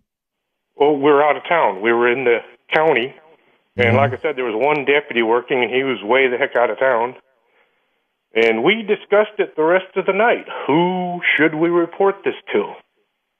And we could not come to a conclusion. So at 8 Nor o'clock were they in the morning, necessarily breaking the law, really. none that I could see. So maybe God's law. Well, we decided that we just weren't going to tell anybody, and we're going to try and pretend like it never happened. I don't blame you at all. We've managed to keep our mouths shut for about a good 20 years. Well, finally, about 3 or 4 years ago, I was invited to tell... I had worked with him at CAP. Yeah, no reports of ghosts, right? No. And it was a very strange thing. And my dog would never go in that room. We sat there and decided, well, this is pretty strange. So she said, well, it's not going to be my daughter's bedroom. She says, that's going to be your poker room then. And so, so is that what I moved it was? my dresser and the daughter into the other room. So all I put in there was my poker table and stereo, you know. How did you do at poker after that? Not real well in that room. That's just well, I love the story because it's impossible. Yeah, you know, and you sit there and you look at yourself. You know, I was looking at my wife and going, "Did this really just happen? I mean, did I have to pry this door open to get in here?" You know, and it's like, you know, it's impossible. Yeah, it's impossible. Happen any other way? No, it couldn't have. I really appreciate your story, and that's 2 stories in a row. Well, I wanted to mention one other thing. I had moved back to Iowa. My dad had Alzheimer's and stuff, and I was driving down the street, and I saw they had an open house at that house. And I was telling my girlfriend, I said, you know, I used to own this place, and I said, let's go in and take a look, you know. And I'm talking to the realtor. I did want to check. There was a little cheap little under-the-counter kitchen light that I'd put in when I bought the place, and it was still there. But I talked to the realtor, and she said that house had sold 7 times since I had it. And 7 so times? Nobody ever stayed very long in it. I don't know if anybody else had trouble or not. But did you tell the realtor about what you just told me? Oh, yeah, she says, I don't want to hear any more. She says, I got to be here all afternoon. I completely understand. And you know what? Despite the laws that say, now anyway, that you have to tell somebody if a house is haunted, if it was sold, bought and sold 7 times. Yeah, and I don't think anybody ever mentioned it. Yeah, this was, let's see, I bought it in, I think it was 82, and then I left in 83 when they closed the plant. And I moved back there in 2005, so it had sold 7 or 8 times between then. So I don't know. Very strange story. All right, thank you very much, my friend. Listen, second one in a row of how can I put this? Things being moved without human interaction. Or things being moved by a spirit. A vehicle started, a horn that goes, probably on the same vehicle, and now the real impossibility. I'm not sure I'd move into a house like that if something like that happened. I mean, after all, if anybody had moved that 9-drawer dresser up to the door and blocked it, they would then have to still be in that room unless they went sailing through a window. And he said his son was still outside. So that means something that we don't understand moved that thing. And I guess the message would be, not this room. And obviously Mom understood that message because she did not allow the daughter in there. Jason in Louisiana, hi there, and thank you for coming on the air. Hello, Art. Mega Roswell. Thank you. You such an have a honor. ghost story for us, I take it. Yes, I do. Okay. This is a story about when my wife and I were newlyweds, and as newlyweds kind of do around that time, they'll go visit their parents, once a week or so. And my wife said she was going to go visit her mother. I said, that's fine. I'm going to go ahead and just stay home. I'm in my pajamas. And about 40 minutes later, she came back, and she said, you're not going to believe what happened to me on the ride home. And being the foolish young husband, I said, that sounds great, honey, but let me go ahead and just finish up this video game that I'm playing right now. And so that frustrated her. You're already like a husband. You're already like a husband of about 10 years. Not a newlywed. A newlywed jumps up and I was in hot anyway. water. Yeah, I'm sure. So she was a little frustrated, and it wasn't until the next day that I was able to get her to tell me what happened. Apparently, on the ride home, she had just left her mom's home, and she got the feeling that you get when you're being watched. And she looked off to her left, and she saw the classic shadow figure staring at her. And no, excuse me. This was when she was driving? Yes, sir. And this shadow person or whatever was moving by itself and keeping pace? No, it was standing behind a sapling, which she thought she saw a tree out of the corner of her eye. And when she looked, there was a sapling, and the shadow figure was behind it, standing behind it. And as she drove past, its head followed her. She got the chills, and she picked up, she sped up a little bit down the neighborhood. And as she made her way to the end of the neighborhood, the lights, starting where the creature was, started going out one at a time until it reached her. And once the lights reached her, she stopped. And that classic fight or flight kicked in, and she got mad. She was angry. She was scared, but she was angry. So she threw it in reverse, and she rushed back to the point where the creature was. And I would work there at night shift, and things were pretty calm. Nothing really happened. It was me and another person at all times, and we really didn't have anything happen. I mean, we had cameras there, and it was really quiet. And one night when we were up there, one of the vehicles, and these are Hemmets, these are pretty big vehicles, it just started on its own. And first we heard the rumble, and we didn't know what it was. So we got up, we went outside the door, and I could hear it running. And we looked at each other, and that's when it really kind of got spooky, because I worked those machines, and I know that we don't have those malfunction and just cut on their own. Right, that's bad to start the story off. A vehicle starting by itself is not good at all. Yeah, well, it kind of spooked both of us out, and I decided to go because I knew those vehicles to begin with, so he stayed in the guard shack that we had, and I went over there to the vehicle, and first of all, I was really creeped out because it was in the dark area, so I had to kind of walk in the dark, and I looked around the vehicle, and I didn't see anything at all. So I opened the cab up, and I cut the vehicle off, and then went on our way, and we just noted it in the log. Anyway, so that was the first time something had happened, and we had similar incidences with other people where the lights had cut on. People had noted in the logs about similar incidents like us.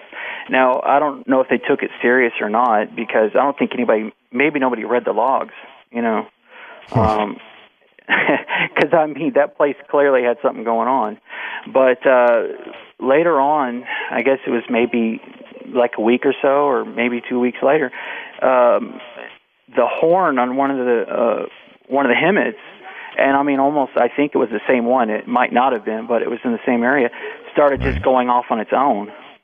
And this is maybe 2 o'clock in the morning, in the middle of the night, and we're both in there, and it goes off, and we're just like nearly jump out of our seats and fall down because it scared the crap out of both of us, you know. By this time, I'd be worried that thing would start up and head toward me. Yeah, I was actually so scared I made the other guard get out and go with me, which we're not supposed to do because someone's supposed to be at the gate.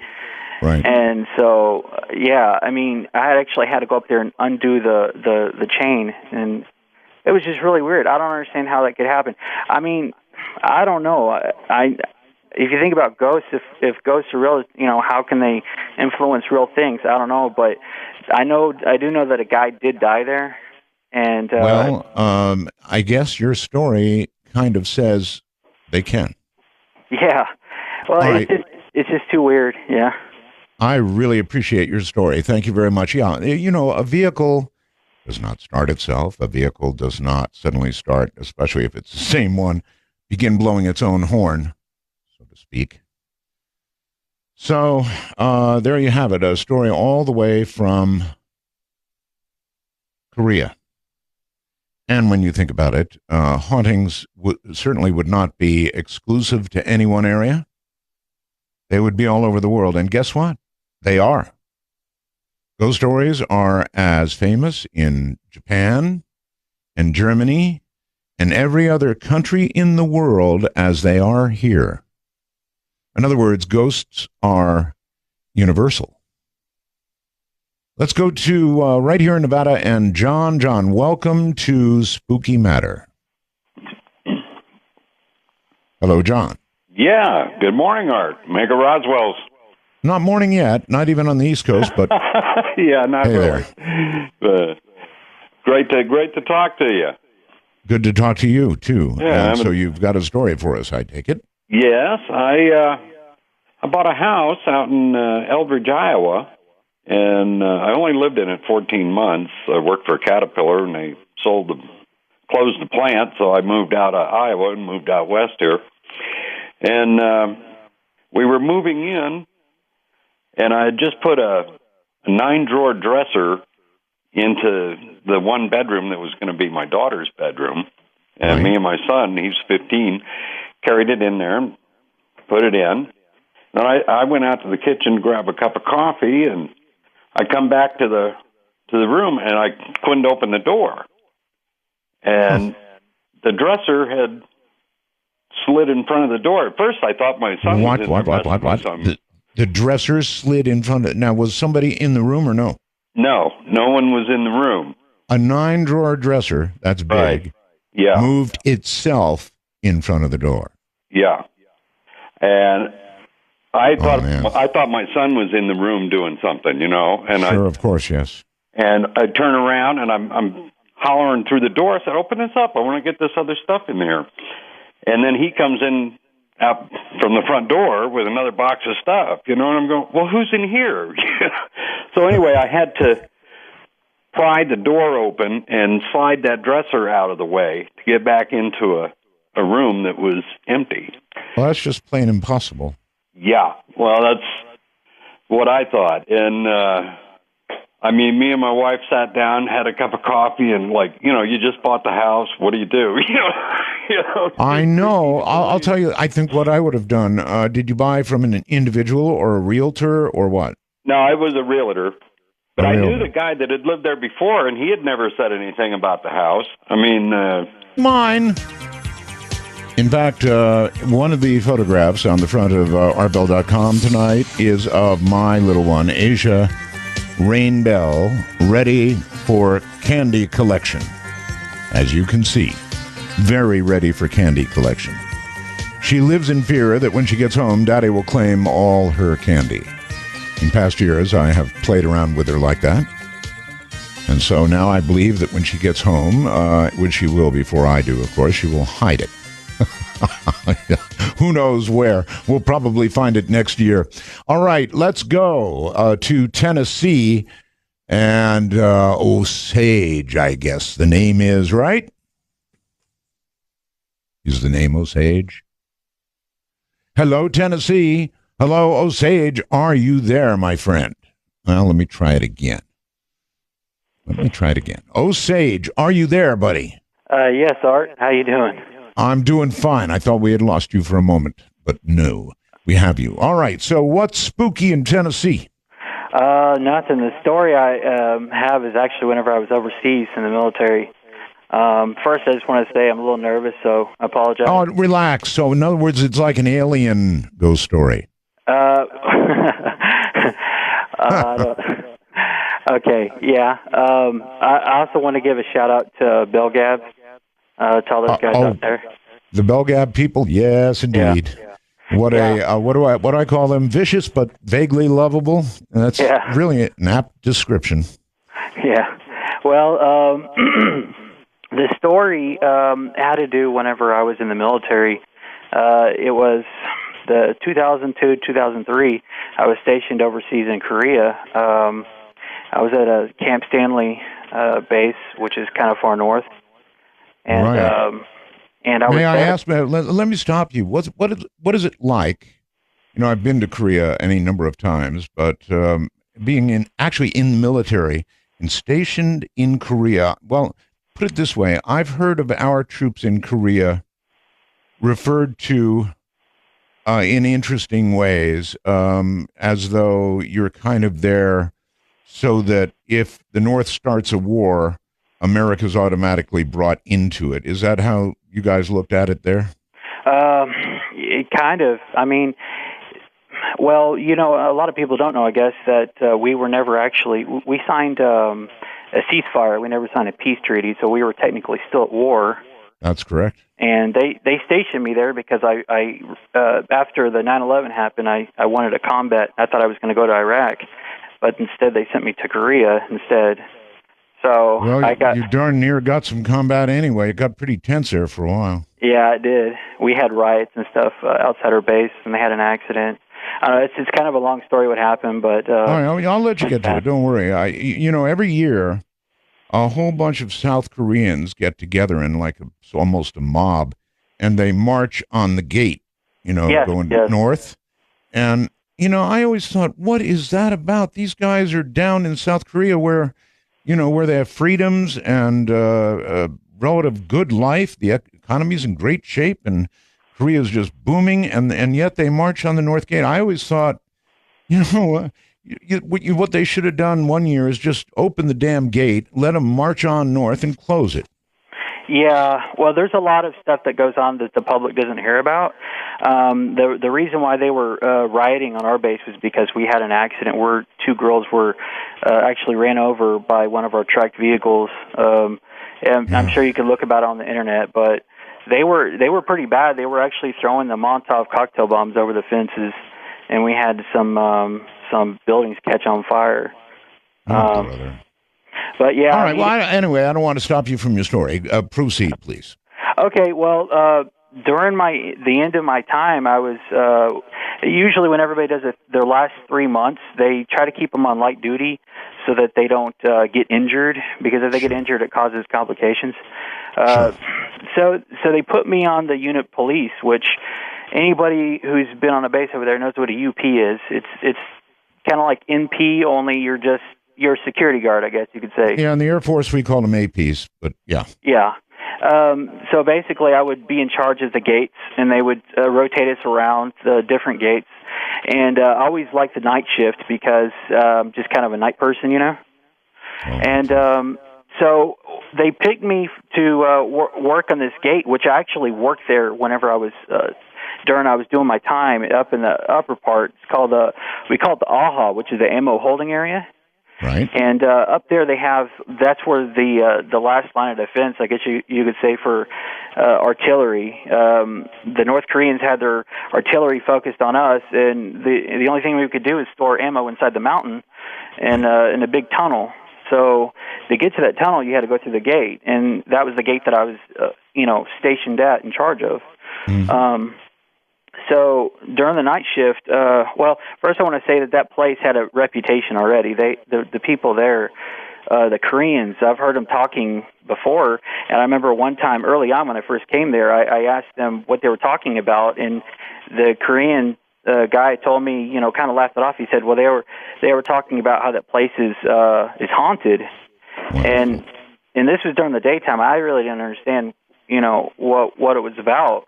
But I found out later that during a safety briefing we had that there was a soldier that was killed there in the area, and it was pretty gruesome. He died when he was airing up a tire, and his split ring came off and killed him. Ooh, ow.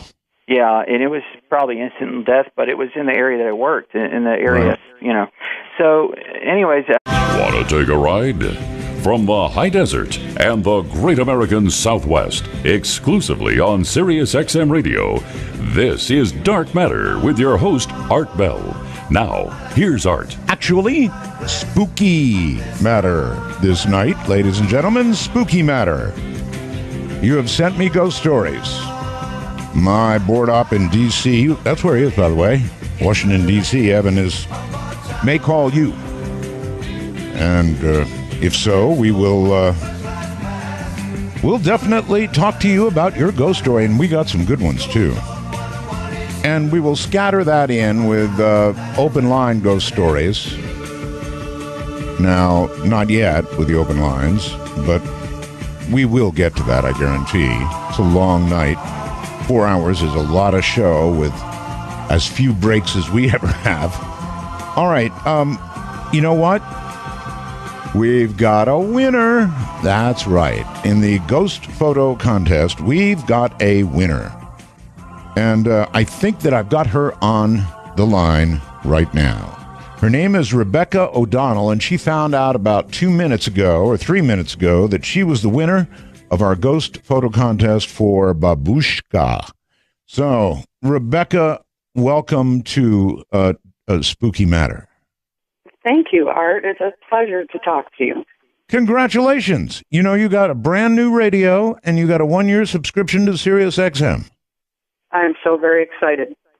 Yeah, it's a good deal. How did you come upon the show?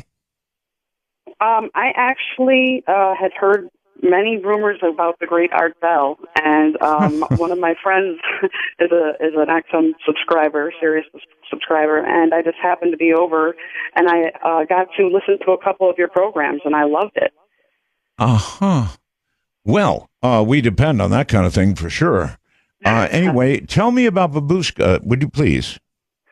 Okay, I actually worked with a fellow at a cable company, local here, and he knew that I did some amateur ghost hunting, and we would talk about that. And he was kind of shy to show me, but he actually showed me this photograph that I entered in the contest, and said that was at his sister's house, and that they had been experiencing creepy stuff that had been going on in the home. And when I saw that picture, I had never seen anything like that before. I had gotten orbs myself, but nothing ever like that. Oh, I've seen orbs too. Yeah, but orbs are not what you brought us. And by the way, yours was picked as the winner by the most positive comment. There were like 100, I think, positives on you for that, and it was clear winner. There was one other, but it got qualified because somebody had poached it from another website. Oh, okay. So yours is an original, and it's totally a winner. And whoever took it, who took that? That was my coworker's name was David. Okay, well, boy, he did a good job. I mean, to be able to catch something like that with a camera. Oh, it spooked him. It spooked him very much so. And he didn't even really know what he had captured until he had seen it in his phone, really saw it. So it was before all those applications on. I was going to say, before all the iPhone applications and all the little things that you could do trickery with, it was before that even really evolved yet. So that was what made it even neater, Do you actually know the date or rough date? Yeah, it was taken around 2007. Okay, 2007. All right. Yeah. All right. Well, listen, Rebecca, bless your heart for entering. Bless your heart for having a really good ghost photograph, and enjoy the radio and the 1-year free subscription. And we'll expect you to call back. Thank you so much, Art. Such a pleasure to talk to you. Take care. All right. That is Rebecca O'Donnell, the winner of the radio and the 1-year free subscription. Told you somebody was going to win. All right, ladies and gentlemen, welcome to Spooky Matter. Now, what tonight is going to be, as I mentioned, is a combination of those who have sent in ghost stories as requested. And we are in the process now of calling you. Now, we will augment that, if need be, with open line ghost stories. However, I want to serve up a warning to you. I want to be scared. If I'm not scared by your story, it's probably not a really good one. It's got to put a little chill, raise the hair, maybe on the back of my neck and put a little chill down my spine. And I scare fairly easily. So they've got to be good ghost stories. If we take pot luck, they've got to be good ghost stories. And I'm also going to make a special request tonight that if you're an over-the-road trucker, I know there's at least 4 or 5 of you out there,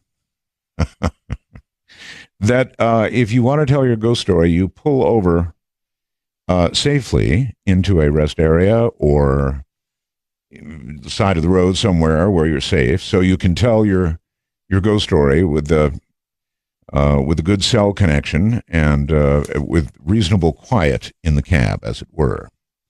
So that said, I think we ought to get underway.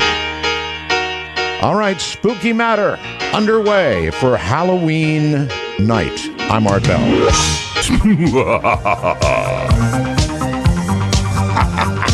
You gotta love that laugh. I can do it sort of. How's that? Spooky Matter on Halloween night, and I know many little ones are out there tromping through the night. By the way, including